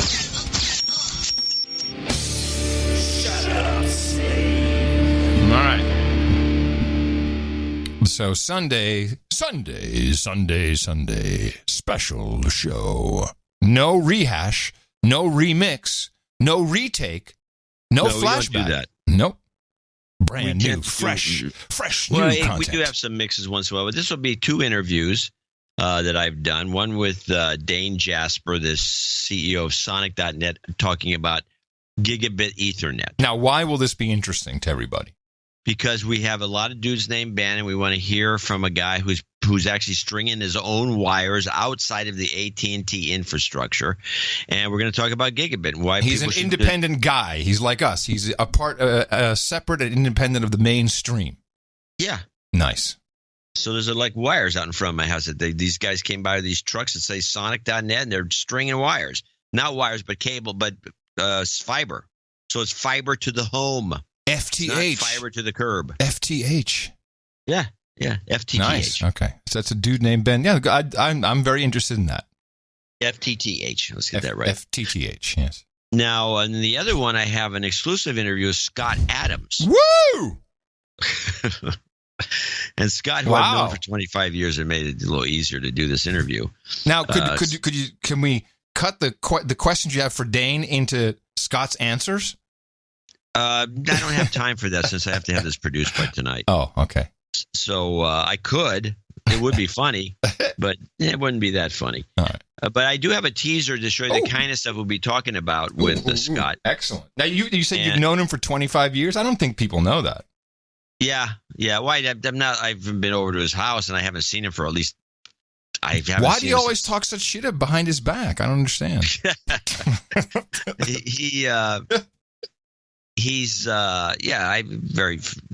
actually, if I saw him more, we'd be pretty good friends. I bet.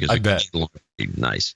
But here's an example. I asked him a question. I said, because of course he hates the word Trump apologist. We talk about that a little bit in the show because he's not. He doesn't vote. He talks about this. That's right. He's not a member of a party. He doesn't care. He just likes to analyze things. He just wants weed to be legalized. Oh, it is. Well, in California, yes. It is. It's legalized. Yeah. And I asked him a question. I said, this position you've taken, which is to, talk about Trump as a great persuader and he's outsmarted everybody else.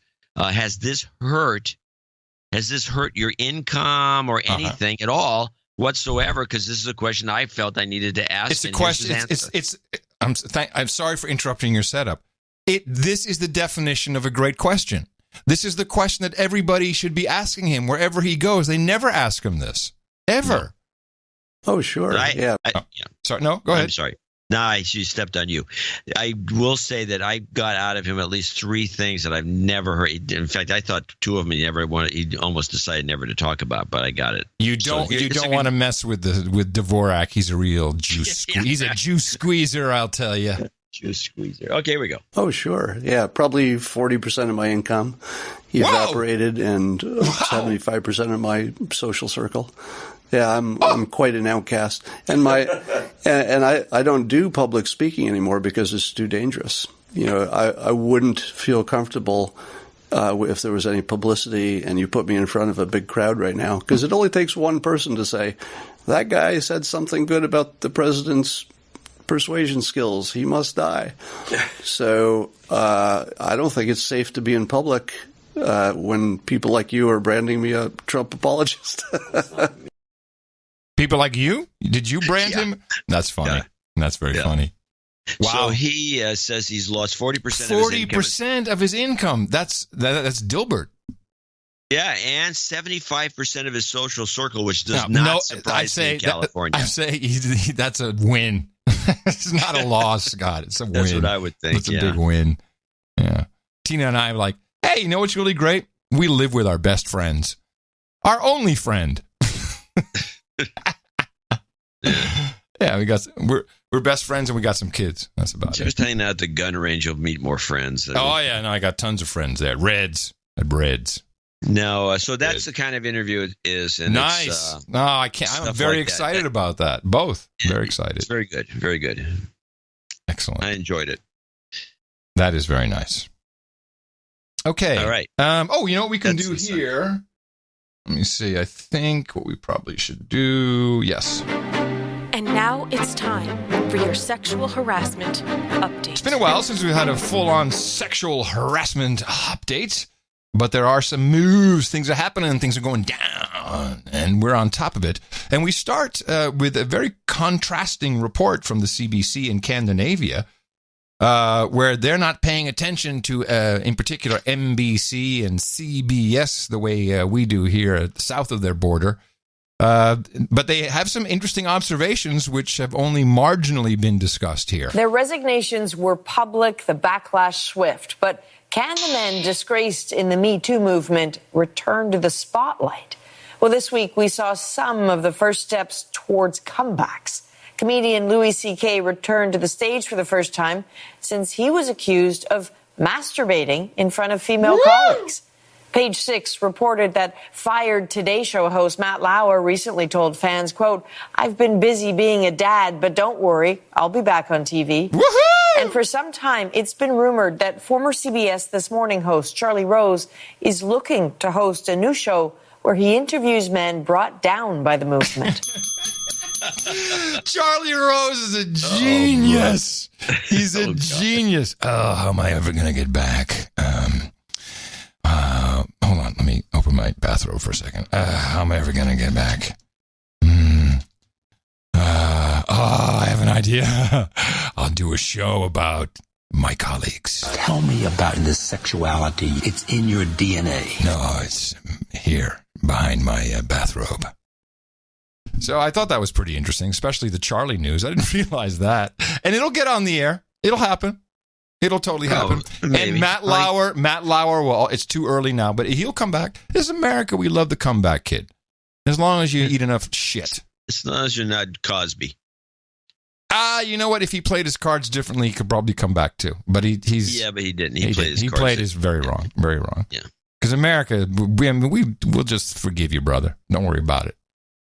And I think Louis C.K. already has an excuse for that masturbation stuff. If he had said, because it was female comics. Yeah. He was masturbating. He's masturbating in front of a female comic, and if what he should have said was, all I was doing there was reviewing their set. Okay, all right. I'm surprised he hasn't hired you yet as his attorney. Big moves over at CBS. This was breaking news this morning. We do have a story that we should be sharing with people, of course, involving CBS, a company that, of course, there's been no shortage of reporting on lately. What we can tell you this morning, though, is that the board of directors of CBS is deep in settlement talks with the company's CEO, Leslie Moonves, that would result in his exit from a company, of course, that he has led for a very long time. It would also mean the appointment of Joe Iannello, the current COO of CBS, as its interim CEO. This, according to people who are close to the negotiations between Moonves and his board. Now, the talks between Moonves and the board, they've been going on for some time, and they have yet to reach a conclusion, given what appears to be a continued back and forth about Moonves' exit package. While under his contract, he's due as much as $180 million in severance and a production deal. Wow. Sources tell me the board right now offering a package that would be roughly $100 million, made up almost entirely, though not completely, of CBS stock, the rest of it being cash. But it also wants the right to claw back some of that compensation if, at the conclusion of an ongoing investigation into charges of sexual harassment, Moonves has been found to have committed other inappropriate acts. Yep. I like the clawback provision. That's a really good one, because if he fights that, you're hiding something, huh? You don't want the clawback, do you? And we know you're a rat bastard. Well, the clawbacks, these guys like to do that because these numbers are outrageous. They got to That's a lot of money. You got to pull some of that back. I mean, there's something going on here with Moonves, and I think it's the only who does it. This seems to me that, well, hold on a second. It seems to me that once Lauer went down, the next thing you know, you have these three networks. Mm-hmm. Lauer goes down, and that damages NBC. And who's behind it, we don't know. But the decision is made by somebody, either the same people that took down Lauer or NBC's people, to take down Moonves, CBS, because that's hugely damaging. Because Moonves is one of those guys who may or may not be a jerk, but he's one of those guys.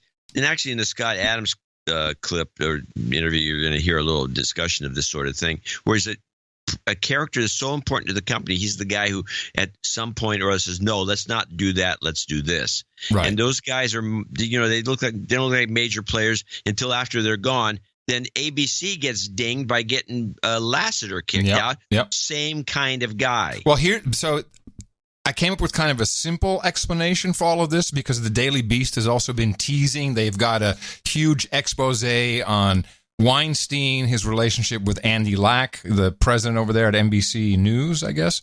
Tucker Carlson is all over this. He's dragging in Chuck Todd, that he must have known about it. They're all covering. There's a lot of stuff going on about why they didn't report on it, why they turned Ronan Farrow away. And I think, just from a simple perspective, and this is based on other people I've spoken to about Harvey Weinstein who know him, that, and I'll go back to what Pachenik said. He's just an ugly Jew boy who, and I'm quoting him.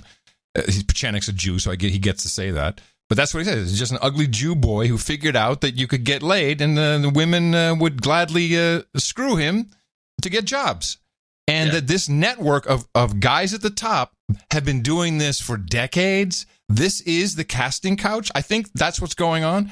And you now see Asia Argento. She's now flipped the whole story about her having paid off the 17-year-old actor. Now she says, she was sexually attacked by him. It's all coming off the rails. And I think totally. But I think sadly, what has happened here is, through simple Pavlovian response mechanisms, these men who have been at the top of their game, and Trump is the same way. Come on, this is the grab her by the pussy crowd. It's not just Trump. Power is attractive. You could be ugly. Our president can look pretty ugly at times. I'm sure he's not pretty naked. Look what he's getting. It's not just money, it's power. And it's attractive, and people fall for that. And I think, sadly, what we've seen here is a lot of accusations. And Weinstein may get off. He may actually get off scot-free. Because I think it's going to... He's gotten off before. Yes, I was waiting for that. So maybe they picked the wrong targets, but instead of saying, hey, this is war between the networks, which it could be in a way, hey, he's going down, screw it, I'm taking him down before I go down. I think they're all in it, John. And if they unravel that and they get anywhere deeper within ABC, they may find some very, very ugly stuff. That's why I'm encouraged about this. I'm encouraged because it's hilarious. Yeah, exactly.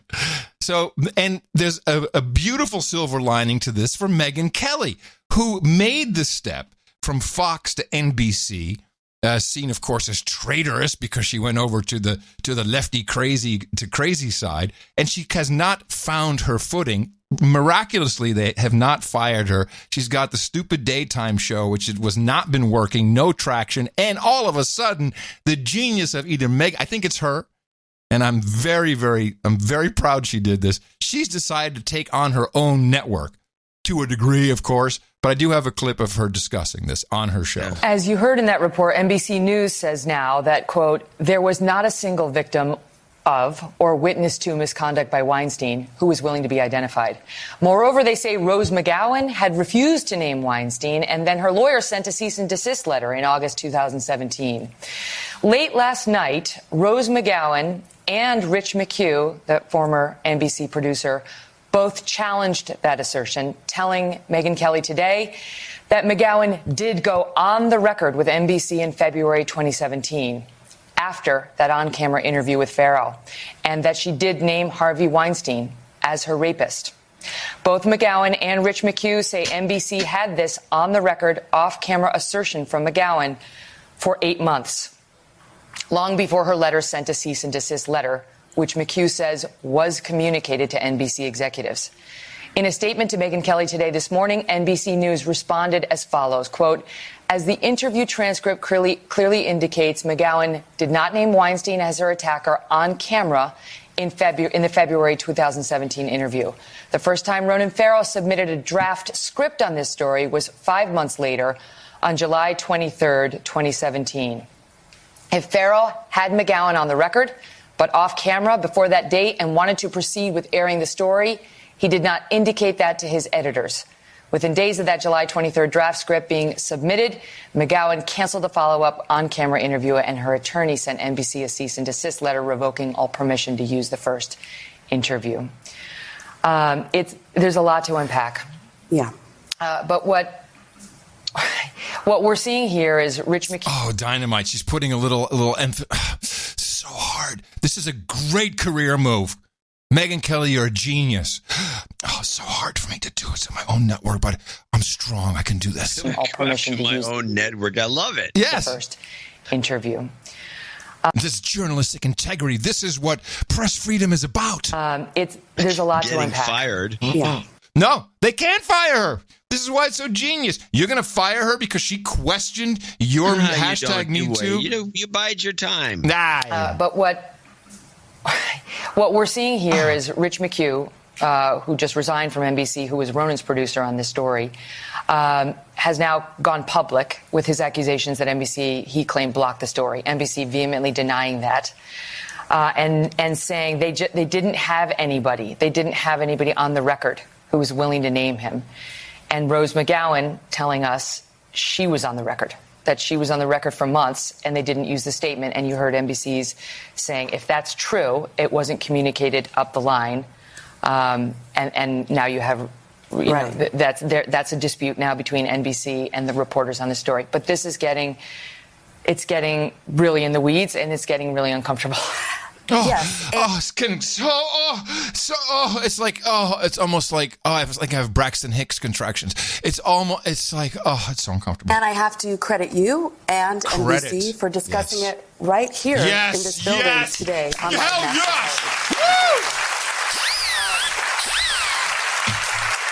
Brilliant career move. It's outstanding. She's just outstanding. You watch her fly now. This is going to be great. She's going to be doing interviews everywhere about her tough stance against her own company. But this is what journalists do. If she plays it right, I don't know who's representing her, but if she plays it right, that's the way to go.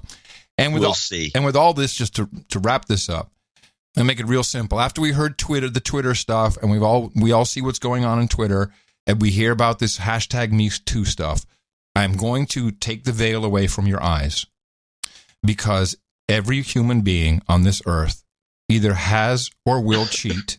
You will have infidelity in your life. Those who have been through it and it didn't turn out so well, you probably won't do it again. Everybody has horrible thoughts about everybody else, and given the chance to do that safely, they will say it. We're a-holes. Happy Humanity Day, everybody. And this concludes your sexual harassment update. Thanks for putting the show on a down note. Jeez. Well, I can do some up stuff. Come on, all you have to do is just play the foamer again. That brings us back to normal. This is our go-to.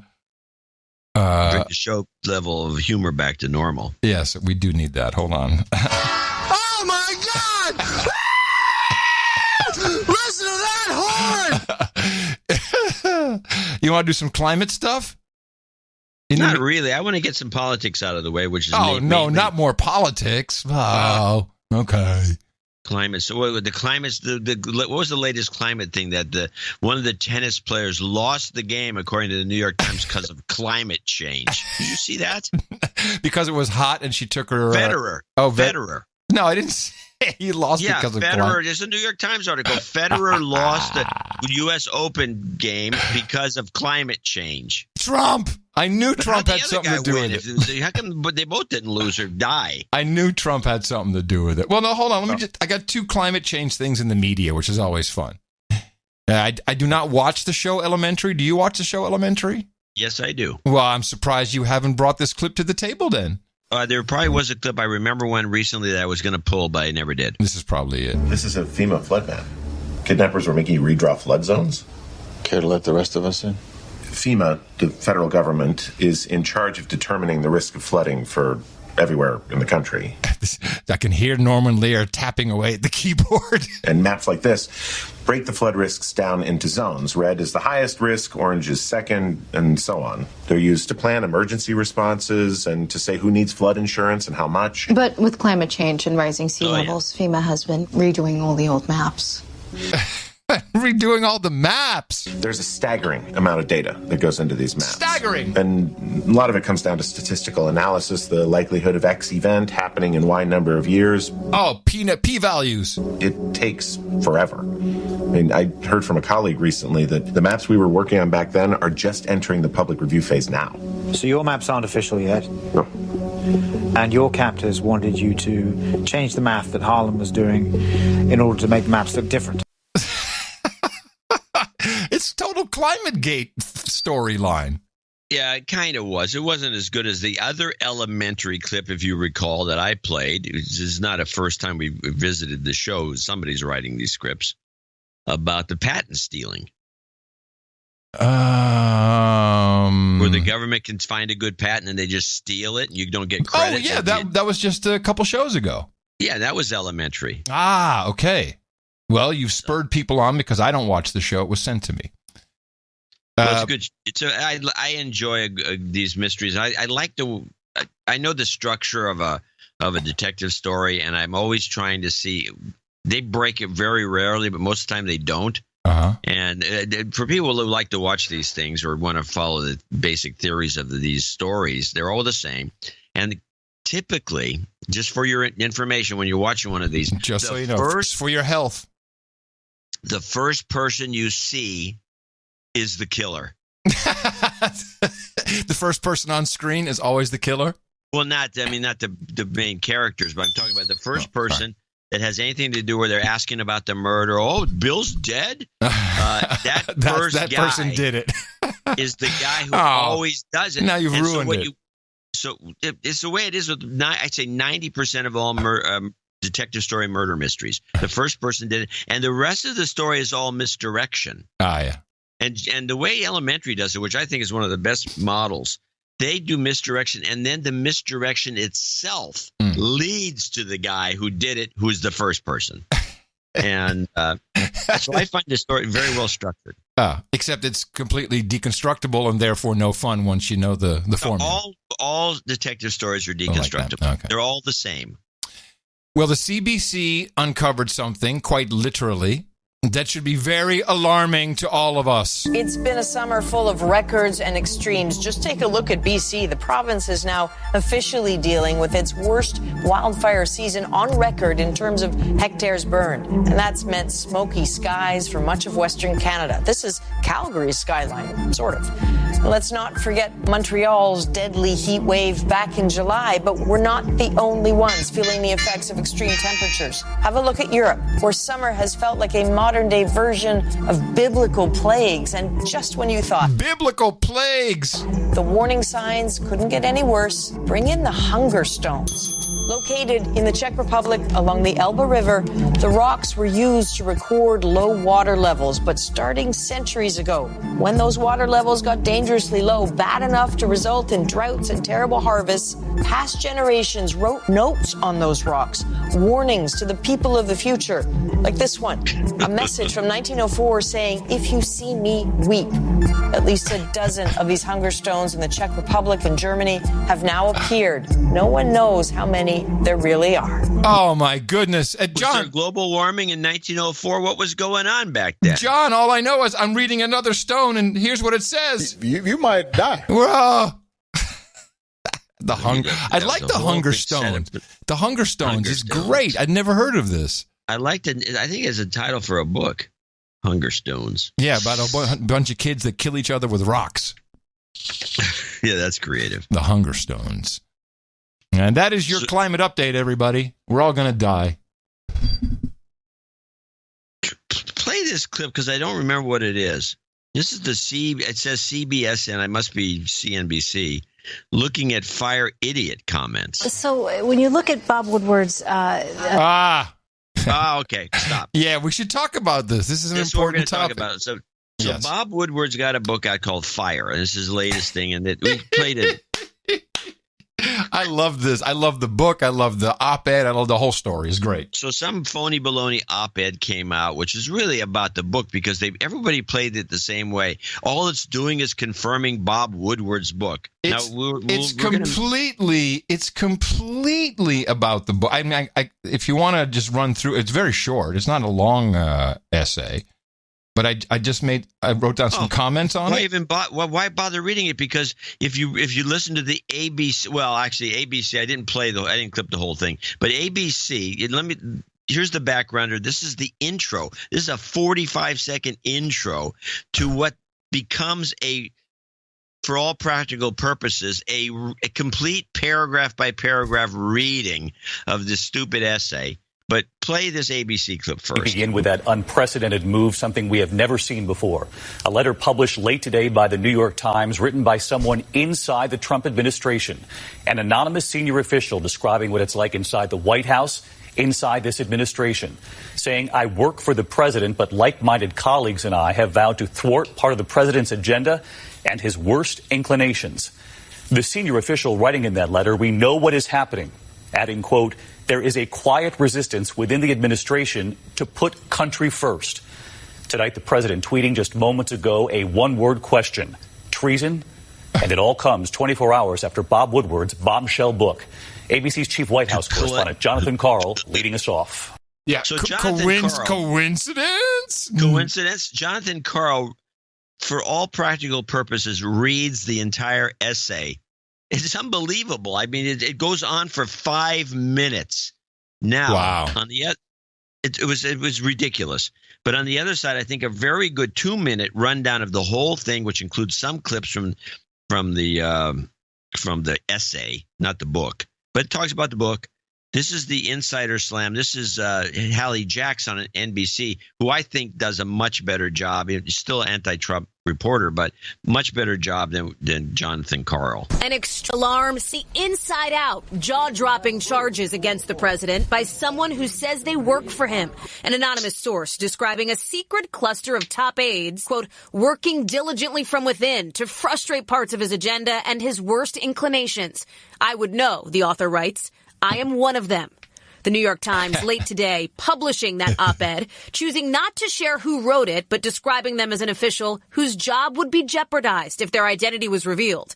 The headline, I am part of the resistance inside the Trump administration. When you tell me about some anonymous source within the administration, probably who's failing and probably here for all the wrong reasons. If the failing New York Times has an anonymous editorial, can you believe it? Anonymous, meaning gutless, a gutless editorial.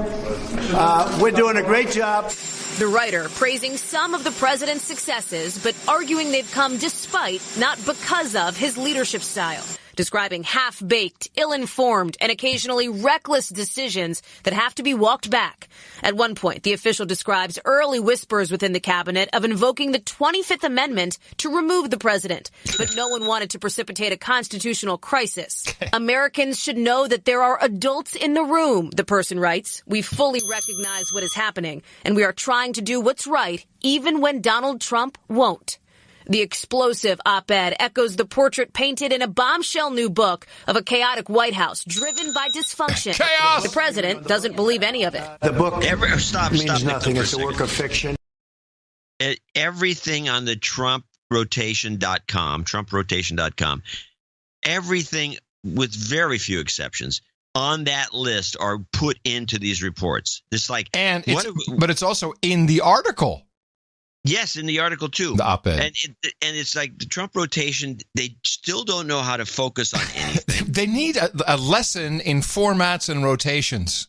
They're just shotgunning the entire list that we put online, which is trumprotation.com. You can read it. Everything that everyone said that's bad about it, everything except the orange faces in these comments. And then when I play a later clip with John Kerry, he manages to bring that in. If you look back at Woodward's past, he had the same problem with other presidents. He likes to get publicity, sell some books. The book's author, Bob Woodward, one of the most well-respected journalists of his generation, whose reporting helped bring down Richard Nixon. For the American people, why should they believe you over Bob Woodward? Well, if you look at Bob Woodward's track record, I mean, he had the same problem with Obama. Every time he wrote a book, they were complaining about it. They were complaining about the lack of accuracy. Woodward tells NBC News he stands by his reporting. And the president tonight seemed to refer to that anonymous op-ed with a tweet of just a single word, treason. And the press secretary is now calling the writer a coward, saying whoever it was should resign. All of it, Lester, capping yet another extraordinary and explosive day inside this West Wing. This thing is so multidimensional.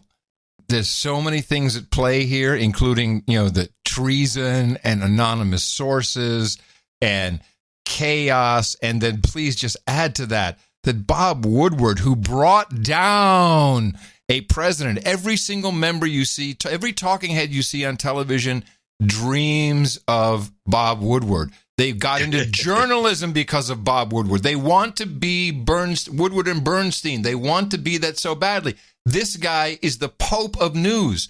He cannot be questioned. Cannot. And the obvious collusion between the book and this op-ed, and I just want to pull a few things out of it. And the CIA. Well, yeah, we'll get to that in a second. So first of all, the New York Times, in their opening, because they gloss over that a little bit, here's what the Times said about their anonymous opinion editor. The Times today is taking the rare step of publishing an anonymous op-ed essay. Oh, it is an essay. We have done... What is the definition of an essay? That's an essay. It's like a short a short exposition of some idea or thought or something to promote is a million things. Okay. But this is an essay. Most of all op-eds are essays. Okay. We have done so at the request of the author, a senior official in the Trump administration whose identity is known to us and whose job would be jeopardized by its disclosure. We believe publishing this essay anonymously is the only way to deliver an important perspective to our readers. We invite you to submit a question about the essay or our vetting process here. And I just put a few annotations in there. In this note, there's the following. In addition to his mass marketing of the notion that the press is the enemy of the people, President Trump's impulses are generally anti-trade and anti-democratic. Well, who in the White House at this point does not know? I'm sure the message has gone out. Hey, the president actually said fake news. And maybe he added CNN in there once, or the one or two times or the 1,000 times he said it. But okay. Then there's this. Meetings with him veer off topic and off the rails. He engages in repetitive rants, and his impulsiveness results in half-baked, ill-informed, and occasionally reckless decisions that have to be walked back. I believe this to be true from a certain perspective. It may look that way because it is, but it's how the guy works. He has a knack for finding the right people to be around him, doesn't mind getting rid of them when they're not good enough or not performing, and he doesn't really even blame them, typically. He's like, it's not working out, I look like a dick, you're gone. And he throws stuff out left and right, he's hyperkinetic, and for some reason, and Tina and I were talking about this last night, John, we know lots of people like this. Well, let me tell you a little Scott Adams anecdote. Oh, good. This story was breaking when I was showing up at Scott's house, and we're talking about it for a little while. It's not on the interview, but he says, how's his crib, by the way? Is it a nice cool place? Crib? Nice place. Yeah. It's like a. Is it Babe Mag? Did you meet his girlfriend? No, she wasn't there. Is he getting married to her? He didn't say. Okay. And I don't usually pry into that sort of thing. Oh, I do. Yeah, well, you do. He says, I don't see what the big deal is. This sounds, because, you have to remember that Scott, and we talk a little bit about this on the show, about he does office. He's basically, all his cartoons are about a guy in an office. It's an office environment. Mm-hmm. And he's been into offices and he knows the mechanisms. He says, I don't see that this is anything more than typically some guy bitching and moaning about his boss. Exactly. Which is exactly what I think, too. This is like some grouser that says, I don't know, that guy. I've often, in many of office environments, thought the boss was an idiot. Absolutely. Pretty much everywhere. But how about this? So why is this such a revelation all of a sudden? I'll give you an example. My friend Michelle. And you know Michelle because he owns the strip bars and the restaurants and the big entertainment complex in Guilford, and also the house near Saint-Tropez where we have vacationed. And Michelle is illiterate. And he'll say, Adam, could you please just write this for me? He'll hand me his phone to write something, a business text, because that's how he does business. And he said, I'm illiterate. I can't write. I can barely read. I'll send him an article. He says, can you just call me and tell me what that's? He can't read. And the guy is wildly successful, has not in everything, has tons of money. Has not a worry in the world really, and I see his staff. I've seen his secretaries, save his ass. His daughter, like, Daddy, no, you can't do that. You got to do it this way. Oh, okay. And this off the rails thing. He knows how to take direction from other people. It seems. I know people like this, and it's odd. And you see it a lot in real estate. You see it in farming. You see it in factories. Everywhere. You see it everywhere. You're right. What am I talking about? And so this is a style that works, and you're successful or not. And so there's just bitching about his boss. And my note actually said normal. People are bitching about their boss. Now, I have a couple of things to read from this thing, because I thought this was – so I believe this, even though it's somebody bitching about their boss, I don't believe anybody – I still think this was planted by the agency because to get Woodward's book out there, and the agency we know. Well, one thing before you get into that, two more things. One, at the bottom it says the writer is a senior official in the Trump administration. That could be a lot of people. Two, it is definitely not military or military intelligence. because of the entire 2 paragraphs about McCain, his farewell letter. We may no longer have Senator McCain. We will always have his example. A lodestar. A lodestar? Load? A lodestar. What is a lodestar? Well, lodestone is what I know. No, lodestar. Well, let's consult the book of knowledge. Stop the show. I'll read the rest while you're looking that up. A lodestar. Anybody who writes lodestar in my office should be fired. For restoring honor to public life in our national dialogue. Mr. Trump may fear such honorable men, but we should revere them. That is not a military person. No. Lodestar is a star that's used to guide the course of a ship, especially Polaris. So nobody in their right mind would use that word. Yeah. Guiding light would be a better term if you wanted to. If you were a normal person. I'll tell you, nobody wanted to follow McCain when he was landing. Trust me. Well, he killed. Well, you've heard this. Enough said. Enough said about McCain. Yeah. So here I'm reading this. This is again. The CIA is notorious for kind of running the New York Times. There's plenty of examples of how that works. Operation Mockingbird. It's out in the public. You can read about it. They put this in there, and Woodward is in the book A Family of Secrets. Everyone should have read this book by now. Woodward came out of naval intelligence, I believe, where the word lodestar would be used. Perhaps Woodward himself could have written this, and then I'm not buying the whole. I mean, I don't think they'd lie about a senior official, but it's possible that. Well, here's the result. But here's the result. Well, okay. No, go ahead. No, keep going. I'm sorry. I thought you were just grasping. Which is the this is a scam.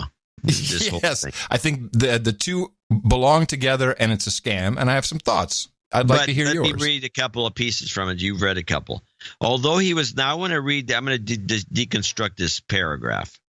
For one thing, nobody who was very long sentences. The structure itself is not typical of a government bureaucrat, senior official or not. I just say that. Although he was elected, because the editors come in, maybe the editors screwed with it. Although he was elected as a Republican, the president shows little affinity for ideals long espoused by conservatives. Wait a minute. He wasn't elected as a conservative. He was elected as a Republican. Mm-hmm. So now they've mixed up. So all of a sudden, Republicans are conservatives or conservatives are Republican. They're synonymous. And he was elected as a conservative by the way they structure this. Is bullcrap. He was elected as a Republican. They got that right. But then they switch it to conservative. He shows little affinities for ideas long espoused by conservatives. Okay. He was elected as a Republican, not as a conservative. Free minds. I don't see any difference. Free markets and free people. Free minds, free markets, and free people. The things espoused by conservatives are liberty and freedom. So they got one of them in here. Liberty and freedom, and the Democrat side or the progressive side is the other one, which is equality and justice. This is a theme that was pointed out on the show long ago, and freedom and liberty is the conservative side, not free minds. Free markets and free people. Free your mind, and your dress will follow. And then he says, at best, he has invoked these ideals in scripted settings. At worst, he has attacked them outright. He's attacked it. Has he attacked free minds? Do you know of? He's living rent free in a lot of them these days. Now, as kind of a walk back that this guy did, or woman who wrote this thing, they throw these gratuitous compliments in just as code for something, and I'm not sure why they're doing it. Just maybe so they can soften the blow of the critics. So 2 paragraphs later, he says, or she, "Don't get me wrong. I would like to run this through. I have the feeling it's a man, by the way, by the writing style. Mm-hmm. These are bright spots that the near ceaseless negative coverage of the administration fails to capture. There are bright spots." So he said, don't get me wrong, there are bright spots. And he mentions effective deregulation, which took some leadership, historic tax reform, which took some leadership, and a more robust military and more. But then he continues, these successes have come despite the president's leadership style, which is impetuous, adversarial, petty, and ineffective. If it's ineffective, how do these things get done? Well, he's saying that the bureaucracy is doing it, but the bureaucracy is not going to do that tax break. Are you ready for me? Hit it. Do you have an opinion on who this is and what's going on? I don't have an opinion on who it is, no. Okay. I have an opinion of what went down. It's just a theory. Please address me as a conspiracy theorist because I'm proud. You are now a conspiracy theorist. I'm proud of that moniker. This was set up by John Kelly. There's 3 people involved. John Kelly, who is Trump's handler on behalf of the defense intelligence apparatus, who was really managing the guy and is very tired, but he manages the guy. We know the military is running the show right now. It's been the CIA for 8 years, and now it's back to the military. Involved were Kellyanne Conway and the Raj guy, and Trump did not know about it. And they set it up. They gave Woodward all kinds of great things. I'm sure Kelly called him a moron or whatever. I'm sure all of that happened. Because what is the message of the book and what is accentuated to put the exclamation point behind the message in the New York Times is, it's a shit show, but there are adults in the room. There's nothing to worry about, people. And that is, in effect, true. That's what Kelly knows because that's how things have been running and that's why things are actually getting done. I think Trump got in on it. I think that they told him, and that's when he might have gone a little too far with the treason. They got to tell, but he'll be able to play that for a long time, and that'll change the news cycle. Everyone will be focused on, can the New York Times do that? And is it treasonous? That's why I think he invoked the T word, treason. I think the message is, don't worry, adults in the room. As you can tell, they're making stuff work. Hey, we'll even take something off someone's desk, off the guy's desk if we have to. And look how good everything's going. That's the message. And I think it's a total setup. I'm not going to argue the message. I'm going to argue the genesis. Okay. Because there has to be a middleman, some schmuck, some schmo, a schlemiel perhaps, who takes this and walks this to the New York Times. There's no way that the people you mentioned can take and walk this to the New York Times without getting busted for it. Right. Someone is a very big patriot and is going to go down as a martyr. Somebody who maybe used to work for the Obama administration.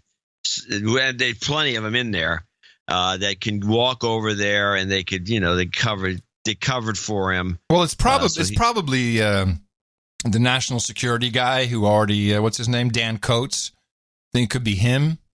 Could be. It could be Larry Kudlow. It sounds a bit like the way Larry Kudlow would speak. No, they'd bust him. But Larry Kudlow would. I mean, he loves Trump. He wants to sleep with him. Not that, but they'd bust him, and he would.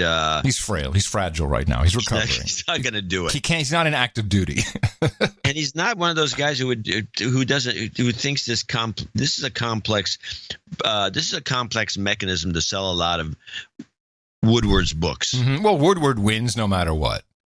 Yeah, well, he always does. So what you're saying is it did happen, and the New York Times thought this was cute, and they're idiots because they're actually sending. You agree with the message, so they're sending that message. Is that don't they want to screw the president as much as possible? I think they don't think that dimensionally. Gotcha. And because they're journalists at heart. And they're just, knee-jerk reactors. They just, look what we got, blah, blah, blah. They're like a bunch of little rats in a cage. Well, actually, we should talk about journos in a minute, and then maybe we'll bring in your libjos. But first, we're running behind today. I'm going to show my support by donating to No Agenda. Imagine all the people who could do that. Oh, yeah, that'd be fab. Yeah, on No Agenda in the morning. And we do have a few people to thank for show 1066, which was that the Norman invasion? Somebody's got to look this up for me. Sir Ever the What comes in at the top here at $144. Parts unknowns. Rui, R-U-I, Salgado. Yes. Yeah, Salgado, yep. He's in Portugal. Yeah. And Salgado might be pronounced differently. 1, 2, 3, 4, 5. I want to thank him. He's on the birthday list. He turns 33. 33. And he's expecting for a few years. He's expecting his first human resource of the front hole variety. Horrible people. Dennis Covell, $106.60. This is in memoriam of England becoming subject to a foreign power. Wow. Oh, sorry to hear that. What are you going to do about that? Oh, 1066. Hello. Oh, beautiful. The moron invasion. Oh, so right. Yeah, he's got 1066. You were right, sir. $106. And Dennis, you and Dennis, the only people in the world who still know some history. Well, let me try. John Robinet, $100. Oh, Sir Tristan Banning, $100 in Toronto, Ontario. Somebody, HBD, Adam. Happy birthday. Yes, thank you. Oh, Sir Brent Dombrowski, $99.99. Another birthday donation for you in a funny way. No, it's just 99. It's 54 for me and 45 for himself. Yeah, he's on September 3rd. Oh, okay. Gotcha. Yeah. Casey Cribb, he's on the list. Yes, I think so. Yep. Casey Chrysler in Phoenix, Arizona, 8086. Sir Herb Hold Lamb. on. This makes me a knight. Is Casey on? Yes. I want to add the extra $10 for Walter C. hitting me in the mouth. But he's never donated, so a douchebag call-out and de-douching are in order. Douchebag. You've been de-douched. Please knight me as Sir Some Guy in Phoenix. I think the way you did that was improper. He asked for it.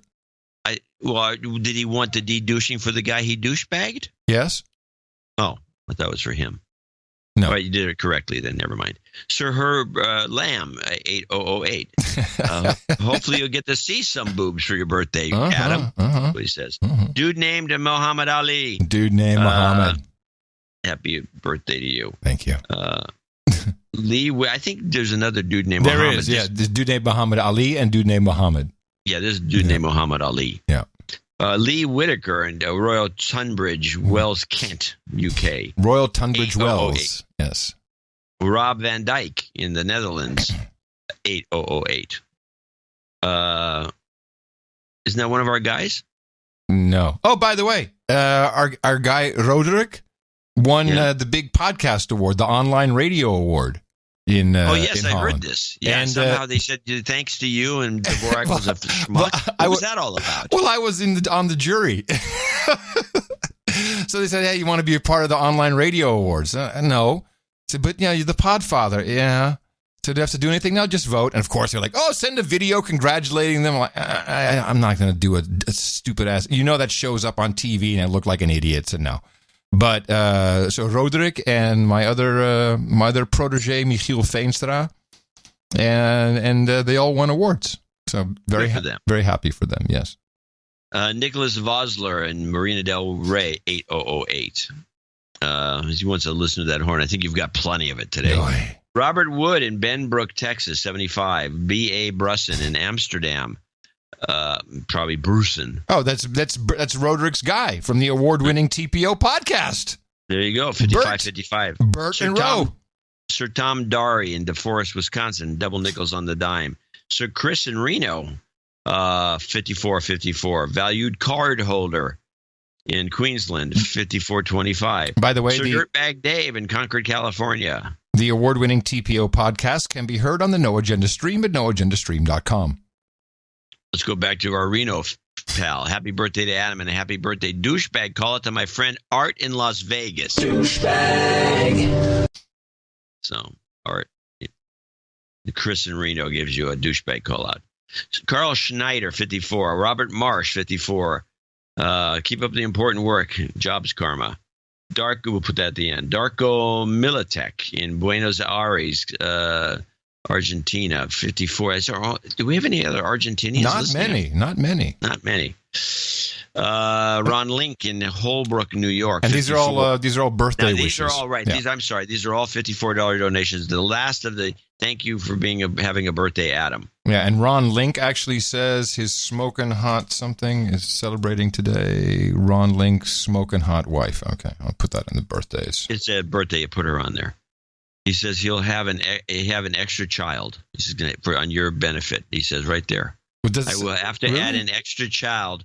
I'm sorry. That's candle. Never mind. Oh, I was going to say if it's a child, of course the child has to be called Adam. Well, Adam, Clark, John, Charles, And what's his last name? Link. Rabinowitz. Link. No, his name is Link. Where's Rabinowitz? I don't see Rabinowitz. No, I just thought that would be a good name. Okay. Angelo Saucy, and where someplace in Czech, it looks like CH, which is Switzerland.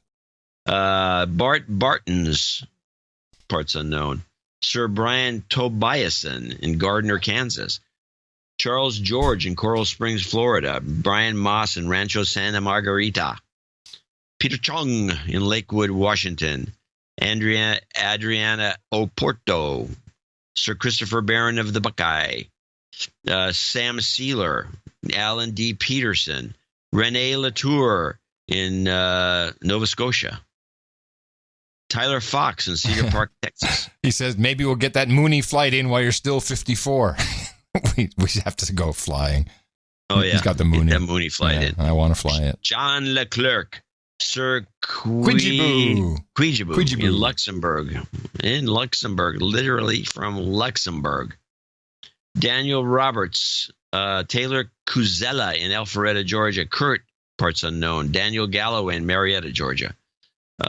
Christopher Pauly in Verona, Wisconsin. Rob Warren.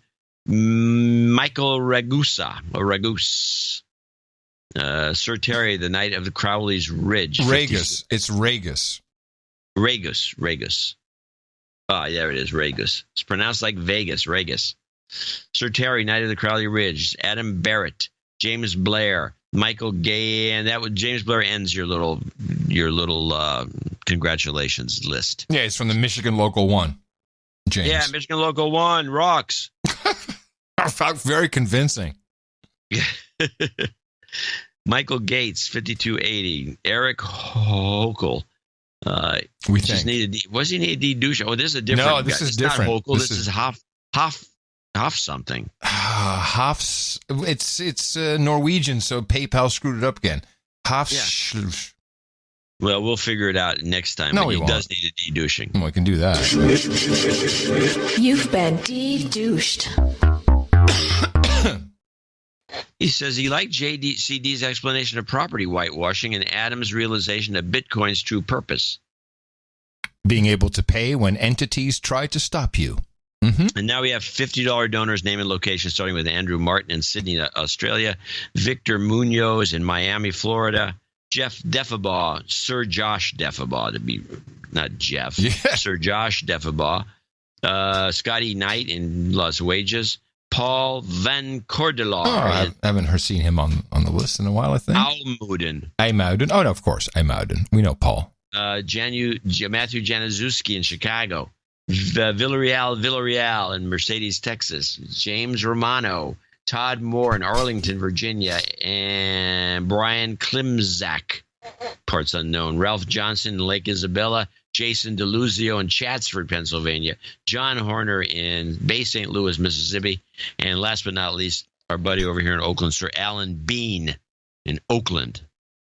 And thank all these folks for producing Show 1066 with their generous contributions. Yes, and thank you for your birthday wishes as well. I really appreciate that. Had a very nice birthday. It was very, calm, cool. Just Tina, Marie, and me.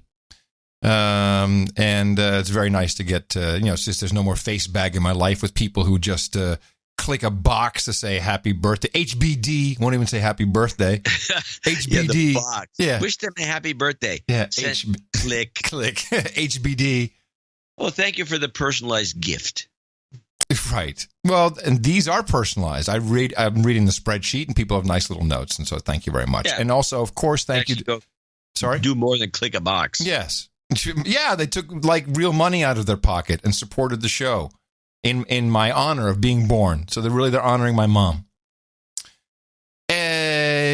Yes, thank you to everyone who came in under $50 on our subscription plans, our layaway plans. We have the 3333s, 1111s, the 1212s, and also for reasons of anonymity. And a reminder, we have meetups coming in Bucharest, Romania,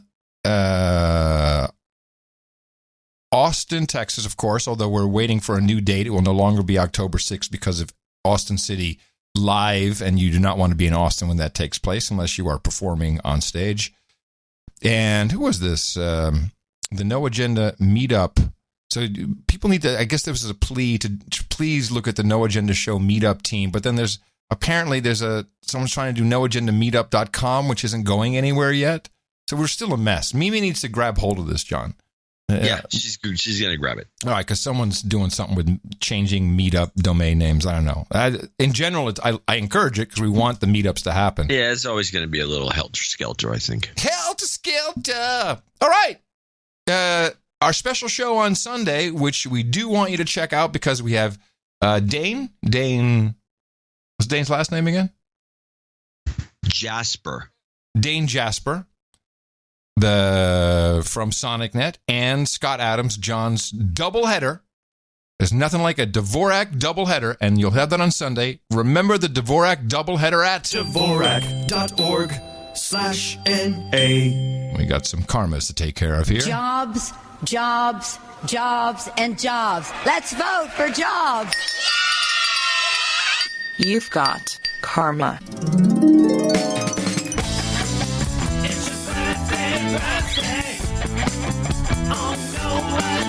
Here are the birthdays for today. It is September 6, 2018. Scott Richardson said happy birthday to his brother Adam Richardson, turns 25. Rui Salgado turns 33 tomorrow. Sir Brent celebrated on my birthday, September 3rd. Sir Chris in Reno says happy birthday to his friend Art in Vegas, valued cardholder, a.k.a. Jeff Kenyon, says happy birthday to himself. He turns 25 on September 8th. And we say happy birthday to Ron Link's smoking hot wife from everybody here at the best podcast in the universe. Okay, we got 2 nights. So there's my blade. Yeah, here we go. You got a double night blade too. Nice. Oh, wait. Yeah, I got it. Perfect. Brian Gerard and Casey Chrysler, step on up. Or Chrysler. It matters not because both of you are about to become knights and be known by your knight name here at the round table of the No Agenda Knights and Dames, and we thank you very much for supporting the work, and I'm proud to pronounce the KB Sir Skull and Scroat of the Lambda Lions and Sir Some Guy in Phoenix. Gentlemen, for you, we have Hookers and Blow, Red Boys and Chardonnay. We got cookies and vodka, warm beer and cold women, white foods and waffles, Dame Elisa's limoncello and salmon, fish pie and fellatio. We have bong hits and bourbon, vodka and vanilla, sparkling cider and escorts, ginger ale and gerbils, and mutton and mead.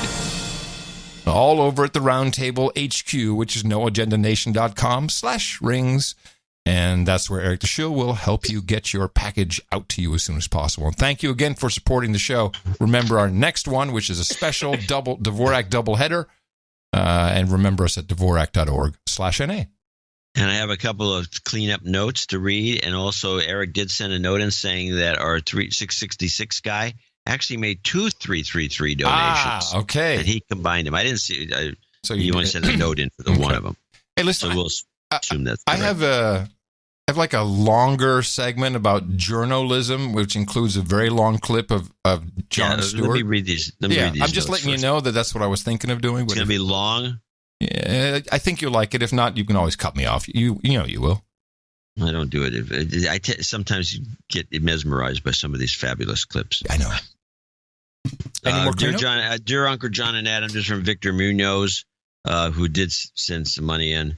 He started a monthly layaway donation a couple of months ago. He's officially he needs a de-douching. Okay. You've been de-douched. He says the show's been on fire for a couple of months. Then Steeler96 writes in, writing to you because of big changes coming along in the near future for myself. I was wondering if I could get some moving karma and jobs karma as I'm an adult under 40, about to move out on my own. Well, of course. Of course we can. You've got karma. There you go. He's looking forward to our deconstruction of the Kavanaugh stuff, and I think he probably got I think he got He got enough. He got some value. Yeah. Okay. Now there was something we were going to discuss. We had a setup about Chuck Todd and his article, which he wrote about journalism. Okay, can I get these clips out of the way, and then I think we can go there? Yeah. Because they're kind of semi-related. First, I want to play this is CBSN. That's what that is. It actually is CBSN. I want to make a comment about this. This is that show they have online. It's like the 24-hour news of CBS. Mm-hmm. And this is the fire the idiot comment, which seems interesting to me anyway, about Trump. So when you look at Bob Woodward's book, at least the parts that we know have been reported about, you break down some of the specific claims. It's interesting. Defense Secretary James Mattis denies that he compared President Trump to a 5th or 6th grader. Chief of Staff John Kelly denied calling the president unhinged or an idiot. The president appears to have accepted those denials. But how do these kinds of disclosures, these assertions in this book, how do they complicate the ability of Jim Mattis and of Chief of Staff John Kelly to do their job, Sabrina? Well, obviously, there is a breakdown of trust, presumably. Now, John Kelly has had to refute multiple reports about what he has said about the president, the ways in which he has characterized him, and they have continued to be able to weather those controversies. But do recall that when Steve Bannon made derogatory comments about the president's son and the meeting at Trump Tower with the Russians in Michael Wolff's book, that led to a very public and dramatic rift between the president and the former chief strategist in his White House. Now that was then and this is now. Steve Bannon is, of course, different than John Kelly and James Mattis, who have been a lot more enduring in their ability to continue and carry out their jobs. But we'll see if there are going to be any ramifications from these comments that they say they haven't made. But again, it's anyone's guess. You'll recall also Rex Tillerson. It was reported that he referred to the president as an idiot, and that was something that he did not necessarily deny, and that did continue and erode their relationship, and eventually was part of the reason why he was forced out of the job. Huh. Now, I want to just say that I don't believe these guys are lying when they say they never said these things. I doubt if they did, because the things that most of those guys are quoted as saying is right off the Trump rotation. Yeah, someone said him on TV. Yeah, but not necessarily Kelly. And then they both denied it. Tillerson would never deny it.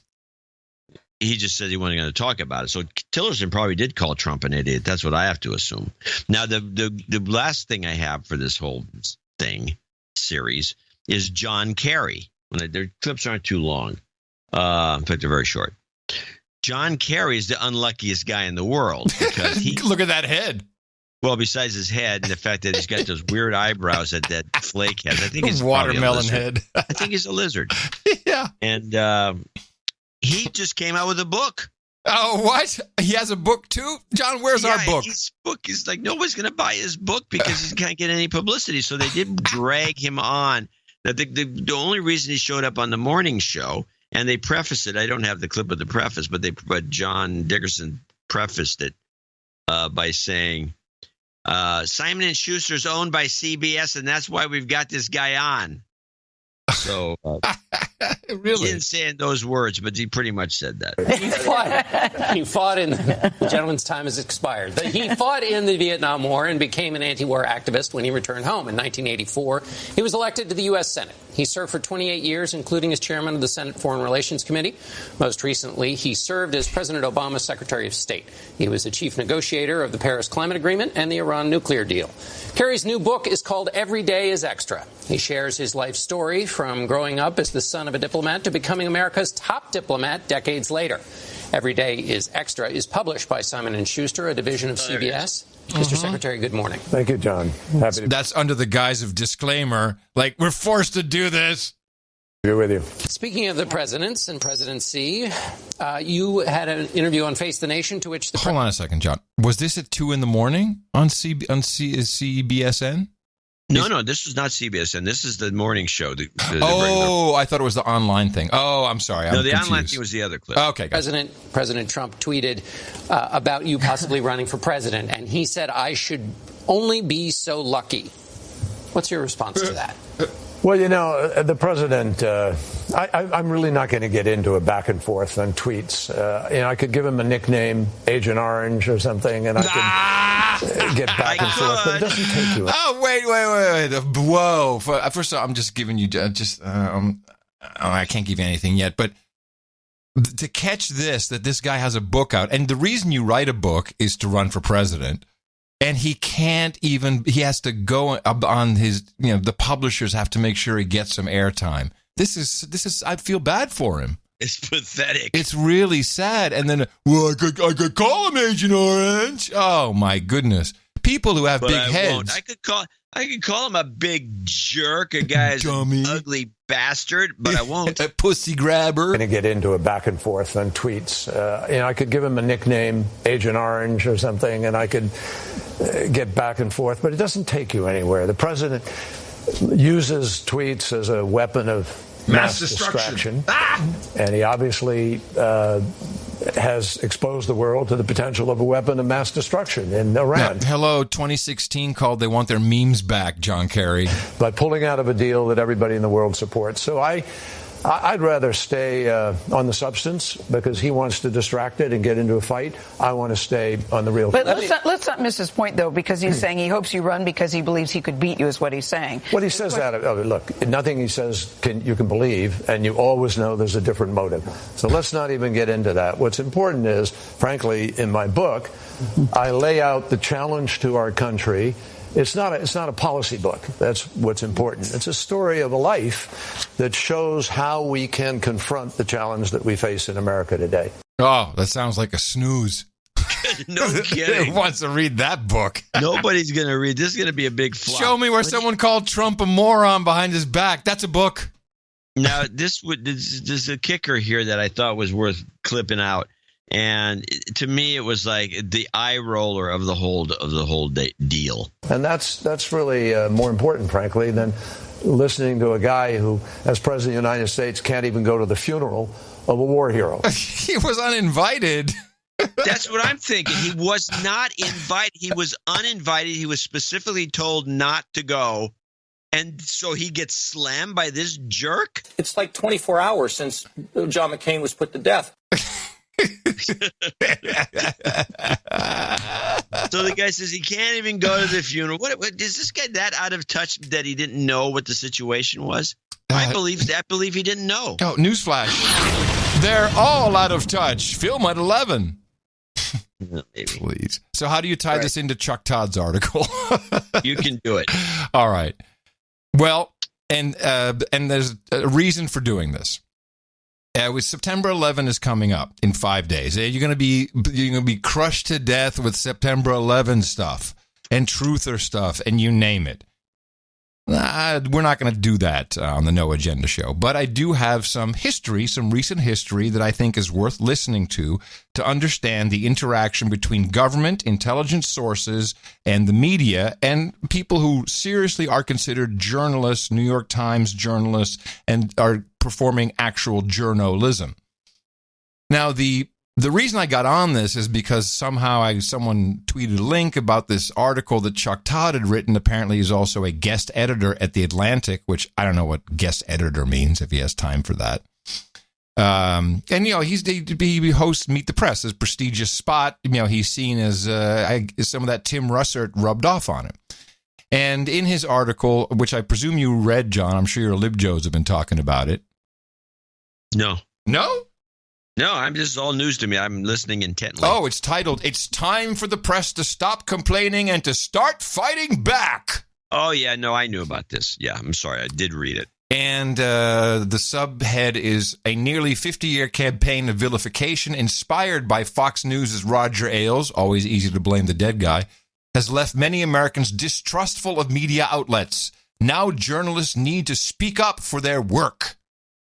And paragraph 2, there's a new kind of campaign underway, one that most of my colleagues and I have never publicly reported on, never fully analyzed, and never fully acknowledged. The campaign to destroy the legitimacy of the American news media. And so this whole thing goes on about how, everyone's a student of Roger Ailes and it's all discredit and fair and balance is it's all tricks and Trump is out to destroy everything and it's 1984 George Orwell, everything's in there. And we're journos and we're trying to save you, America. Screw America, the world. We're trying to save you. And, of course, we're journos. We're LibJoes. Sometimes we get things wrong. We always correct and take responsibility. No, they don't. Oh, really, Chuck Todd, is what I thought. So I decided to pull 2 clips from the archives The total will be about 7 minutes of airtime unless we interrupt them, which we may want to. And the first one is from 2016. This is September 11th, 2016. So we have not had the election yet. And Paul Wolfowitz, who was the Deputy Secretary of Defense during 9/11, is on the show. Now, what you'd expect is for Chuck Todd to say, man, we really all got this wrong with the weapons of mass destruction, with the aluminum tubes. And, and as journalists, we feel pretty screwed. And, it's like, we're really sorry all these people died because we got it wrong in Iraq. Is there any of that? No. All he does is deflects, blames everybody else. So does Wolfowitz, by the way. And so after we listen to Chuck Todd not taking responsibility, not apologizing, blaming his inside sources, then we'll go to the genesis of the weapons of mass destruction with the old Jon Stewart interview, which will remind you how refreshing Jon Stewart was in 2015 before Trump was on the scene and before everyone lost their mind. So first, Chuck Todd with Paul Wolfowitz. Let me go back to this issue. Here we are at 9/11. It was mostly Saudi nationals that flew those planes into those towers. Nobody from Iraq. And there's a lot of people that look today and go, why was that our first action? Why was that? Yes, we went into Afghanistan, but why was that our first action? And why didn't we ever hold Saudi Arabia accountable? Why didn't you report on it, Chuck Todd? You could make a case that a lot more Saudis were funding and fueling these terrorist attacks, with Saudi money and things like that, than anybody in Iraq. Look, there is a big problem with what the Saudis have been doing in propagating extremist versions of Islam. And I hope that people are right when they say the new crown prince or deputy crown prince. What concerned us about Iraq, and people want to forget this, but everybody believed, and Saddam was doing his best to convince us that he had weapons of mass destruction. In fact, we knew he had previously had anthrax. He had previously had sarin. He was previously working on nuclear weapons.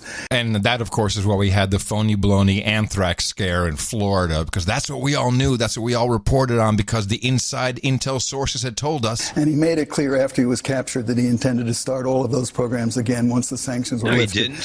He was a real danger, and that's why there was a focus on... And he wasn't... Hold on, stop it. Saddam was denying that. He says that Saddam was making everyone think he had the weapons. He was going out of his way to deny it. He let the inspectors in. What's he talking about? He's lying, and Chuck Todd is right there letting him blame other people. He was captured that he intended to start all of those... And by the way, where's the journalist Chuck Todd saying what you just said? He's not there. ...programs again once the sanctions were lifted. He was a real danger, and that's why there was a focus on weapons of mass destruction. And people who say after the fact that Bush lied and got us into a war, he wasn't lying. He was saying what everyone believed. Who lied? Is it bad intelligence? Somebody got us into this. Now, listen to Chuck Todd, what he's doing. Like, he had no role in this, and then was it bad? But everybody believed it. Oh, you mean like Russian collusion? Everybody believed it. It was everyone. It was Russian we knew collusion. It. We knew. Yeah, this is my point, obviously. And somebody convinced the United States Congress that weapons of mass destruction were imminent in Iraq, which is why so many Democrats and Republicans voted for this war. So who lied? I think the original liar is Saddam Hussein, who lied about what he had, and we discovered he had more. Later, it seems he was lying that he had more than he really did have because he wanted to supposedly deceive the Iranians. Fumble. He had more than he said he had, but something. Yeah, okay. The fact is, every intelligence service in the world, not just the Americans, the British, the Germans, everybody, the French, countries that opposed 97% of all intelligence sources us in the war all believe that he had weapons of mass destruction. Are you now concerned that this, essentially, we were wrong? And if you think about the public... Have you ever considered we were wrong? Not Chuck Todd got it wrong. No, we were wrong because that's all your reporting is, Chuck Todd, is just parroting what you're told by your reliable sources, and it got a lot of people killed. Are you now concerned that this, essentially, we were wrong?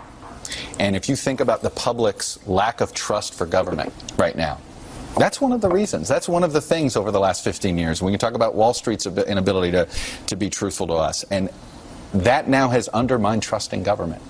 Do you believe? Undermined trust in government. Now, remember, this is just before the election. Wait. What? What's trust in government got to Wall Street being dishonest with? And what's he talking about, Wall Street? Well, let's listen to that again. I wasn't focusing on the Wall Street part. Let me listen. Lack of trust for government right now. Oh, hold on. back a little further. He wanted to supposedly deceive the Iranians. The fact is, every intelligence service in the world, not just the Americans, the British, the Germans, the French, countries that opposed us in the war, all believe that he had weapons of mass destruction. Are you now concerned that this, essentially, we were wrong, and if you think about the public's lack of trust for government right now, that's one of the reasons. That's one of the things over the last 15 years. We can talk about Wall Street's inability to be truthful to us, and that now has undermined trust in government. Yeah, he's just whatever he's doing, he's not saying, hey, maybe the trust in the media was undermined because you kept telling us one thing and it turned out not to be true. And we didn't bother looking into it. On the eve of the election where everyone said 95, 98% Hillary Clinton's going to win. Do you find it strange, Chuck Todd, that there's a loss of faith and trust in the media? Do you believe that? Look, I think it's done a lot of harm, but I think, in fact, stating falsehoods like saying that Bush lied about it does a lot of harm as well. I believe that if we had had a better strategy in Iraq from the beginning, he lied about it. If the surge-type strategy had been implemented from the beginning, Iraq would look very different today. People would see the whole issue in a very different light. Yeah, sure. Yeah, I know. Blah. Okay. So now, again, this was from 2016, just before the current election. Now we're going to go back, and this is my final clip, and this is really, it's a piece of history, but it was also so refreshing to hear Jon Stewart not be a blithering idiot and believing in what the intelligence sources said. He is completely undressing Judith Miller of the New York Times. Judith Miller is the one who wrote every article about the weapons of mass destruction. She was getting it spoon-fed from the intelligence sources, and she is only blaming them. No responsibility on the part of the New York Times. But what's lovely about this clip is that you understand. Welcome to Mr. Rogers' neighborhood. This clip is lovely. It's pretty funny. What is lovely about this clip is that Stewart is real. He's like no agenda, the way he used to be before he got blindsided by, Hillary not winning or whatever his problem was, whatever everyone's problem is. This is how it used to be on The Daily Show when we loved it. With Judith Miller, the woman who wrote about the weapons of mass destruction, the aluminum tubes, and she's there promoting her book, and he is going to pull her apart. You wrote an article, this is September 8th, 2011, right? This was the big article. It said, U.S. says Hussein intensifies quest for A-bomb parts. You mean Michael Gordon and I wrote an article? Sure. Yeah. Front page of the New York Times next to a giant picture of Never Forget 9/11. It was right around the first, there it is, in memory of 9/11, front page. The information came from the Bush administration, yes? Broadly speaking, yes. It came from intelligence analysts and people in the Bush administration, yes. It came from the Bush administration? Right. Right. So you write this article. Right. And you have somebody named David Albright, who is your source for whether or not this claim is wrong. No, he wasn't a source. Or he's an expert. He's an expert. Okay, and he's the guy you rely on and trust to tell you if this is wrong or right. No, one of several experts, because opinion is divided, and you have to ask a lot of different people. He's the expert that you write in your book that you trust, that you're desperately trying to reach. Yes, I was desperately trying to reach him. Yes. Couldn't reach him. So you just went with it. Well, because we had other sources. Who were the other sources? The guy in Bush's office, Joseph, who you didn't name. Whom I name in the book. But not in the article. No, but I named Charles Delfer in the article. Right. And I named who was the chief weapons inspector. Right. And we named Ahmed Chalabi and said that he was the man who wanted to take us to war so that you could evaluate the information. And we had many that we are paying him qualifiers. to spread that information. We had reported that many times. Okay, in the New so York we know we're paying them. Right. So we're paying, or the Bush administration is paying these guys to spread information about Saddam Hussein's weapons of mass destruction. At the same time this is happening, Dick Cheney is going on television in August and saying there's a nuclear program, there's all these things. And in September, they begin what's called the White House Iraq Group. Yes? And that's a group of Karl Rove, Karen Hughes, and all these people, Gerson, and their job is to sell the war to the American people because they're not buying it. Can I just Yes. talk about aluminum tubes? Because there was something we knew that was new, that was really spinning up the intelligence community. We didn't know what it was. Sound familiar? Oh, something's going on. Everyone's talking about it. Russian collusion. So you report that they've got these tubes. This Albright Right. guy never calls you back. No. So you run with it. Now, there's a phrase in your story on the 8th there where an unnamed source says, we don't want the smoking gun to be a mushroom cloud. Right. Right. That phrase, do you know where that phrase comes from? No, because I only know that Condi Rice repeated it. Right. It comes from the White House Iraq group Well, she's a member. 5 days before you write the article. But it's a very powerful line, and it explained their but thinking. it comes from Gerson. It's a political line directly tied to the White House. You said the information doesn't come from them. John, were we not supposed to report what it was that had the intelligence community so nervous about Russian collusion? About Saddam? No, you were should we have supposed reported to it, keep though, that in from the American context people? that this administration was very clearly pushing a narrative. And by losing sight of that context, by not reporting... I think we did. The I story said we wholeheartedly disagree with you. Well, that's And what makes journalism. I mean, it's look, actually not what makes journalism, so let's continue with this. Let's continue. So you don't run with... You run with the story when David Albright doesn't call you back. He calls you back on that Tuesday and says, there's something wrong with this. Right. These tubes are not used for that. Right. They're used for rockets. Right. In your article on the 18th, which runs on page 13, not on page 1, and is still... I understand that, but it's Yes. still entitled... White House lists Iraq steps to build banned weapons. It's still titled something that seems like... Because the White House Iraq's had a just threat. released another paper saying we have Right. more evidence. Albright calls you and said this is wrong. Right. Okay. You don't put that in that article. Why? I did put it in. I said that the No, you- community was divided. I didn't quote David Albright. He said you could quote him by name. Yes, he did. Why didn't you? I think the story got cut for space. Bullshit. But I didn't, look. So in your original article, you wrote in there David Albright, and they cut it I by don't, taking out his I name. really don't remember because on that story I couldn't say in the book is what you say in the book is I couldn't remember. You couldn't corroborate it. That's right, because he said these are the labs Right. that have the people Right. that have a different view of these tubes. Right. And I must have called 10 or 15 people, Mm-hmm. and nobody would talk about it. And so I went to David and I said, tell me one person who can corroborate this, and we'll put this, we'll make the story as long as we possibly can. We'll and sell he it. either couldn't or wouldn't. There was a problem because David, even though he disagreed about the tubes, believed that Saddam had a nuclear weapons I program. understand that. But the standard of proof in all this seems much higher on the side of this is not an issue and they're not a threat, and much lower on the side of you're being fed. But that's what the intelligence community believed. That's what they were feeding you. They created... No, that's what they believed, John. All right. Well, we're never going to see eye to eye on it. I mean, I appreciate you coming on the program. These discussions always make me incredibly sad because I feel like they point to institutional failure at the highest levels, and no one will take responsibility for it. I think they point and to... they pass the buck to every individual other than themselves. I And think they it's point to sad. intelligence failures that I still worry about every day because we're still relying on the same intelligence communities to give us information about Iran, North Korea, Pakistan, and the other countries that we have to deal with. Well, hopefully, given the same effort, we'll get to invade all of them soon. I hope we won't. WTC7 won't go away. Well, I have to one comment there that the audience and you kind of laughed at when she said, I think that was cut for space. Uh-huh. What happens in these situations where you have the intelligence community and the coziness that they have with the editors of the New York Times. Ah, yes, you're right. And there's plenty of stories, to back this up. What happens is that she gets the quote from some guy. He says, yeah, you can quote me. And then he immediately calls the editors through some channel, a back channel, says, hey, don't quote me. Exactly.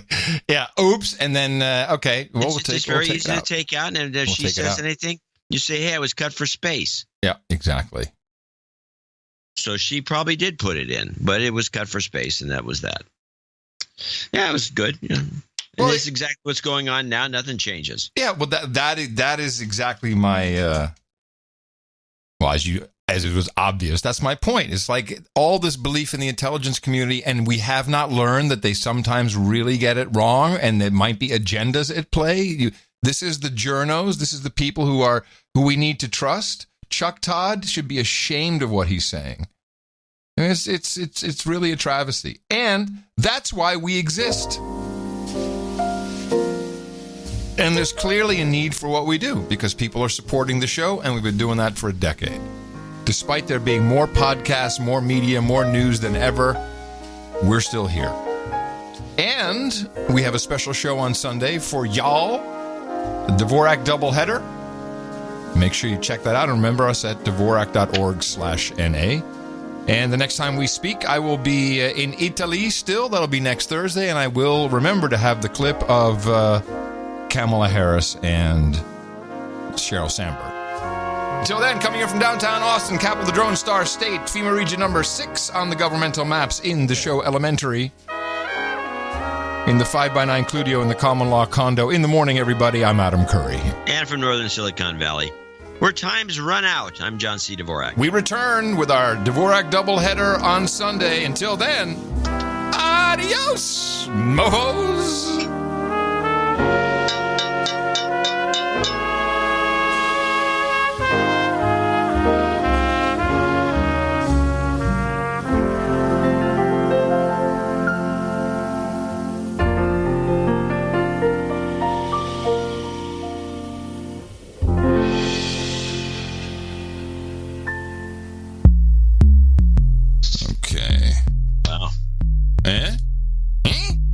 Zephyr just shot by.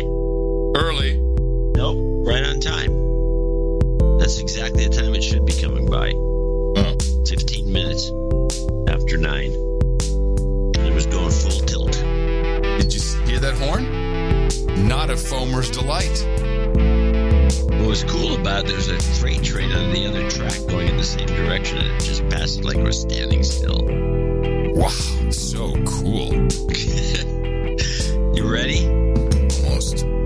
Trying to get over the coolness of another train on the track. And the Zephyr went by and it looked like it was standing still. I mean, holy crap, man. Holy moly. That's just so cool.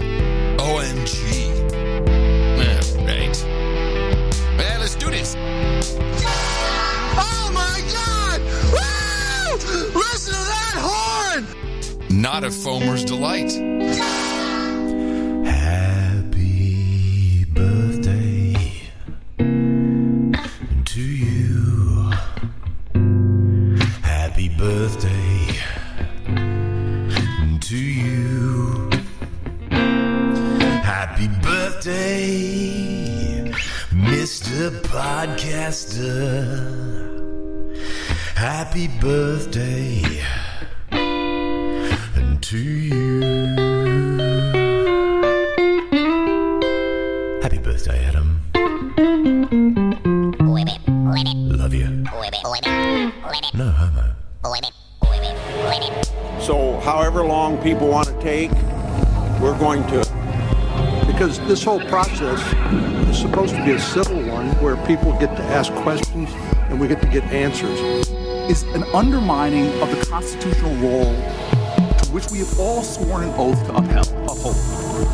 To answer every question about his role in almost anything he's done in his lifetime, I assume. But as President Obama famously said, elections have consequences. But frankly, we're not here to consider you as the president of our neighborhood civic association or even to review whether you've been a great youth basketball coach. That should come within time. I wrote a big book, which I will never read. I know the man. He does things because it's the right thing to do.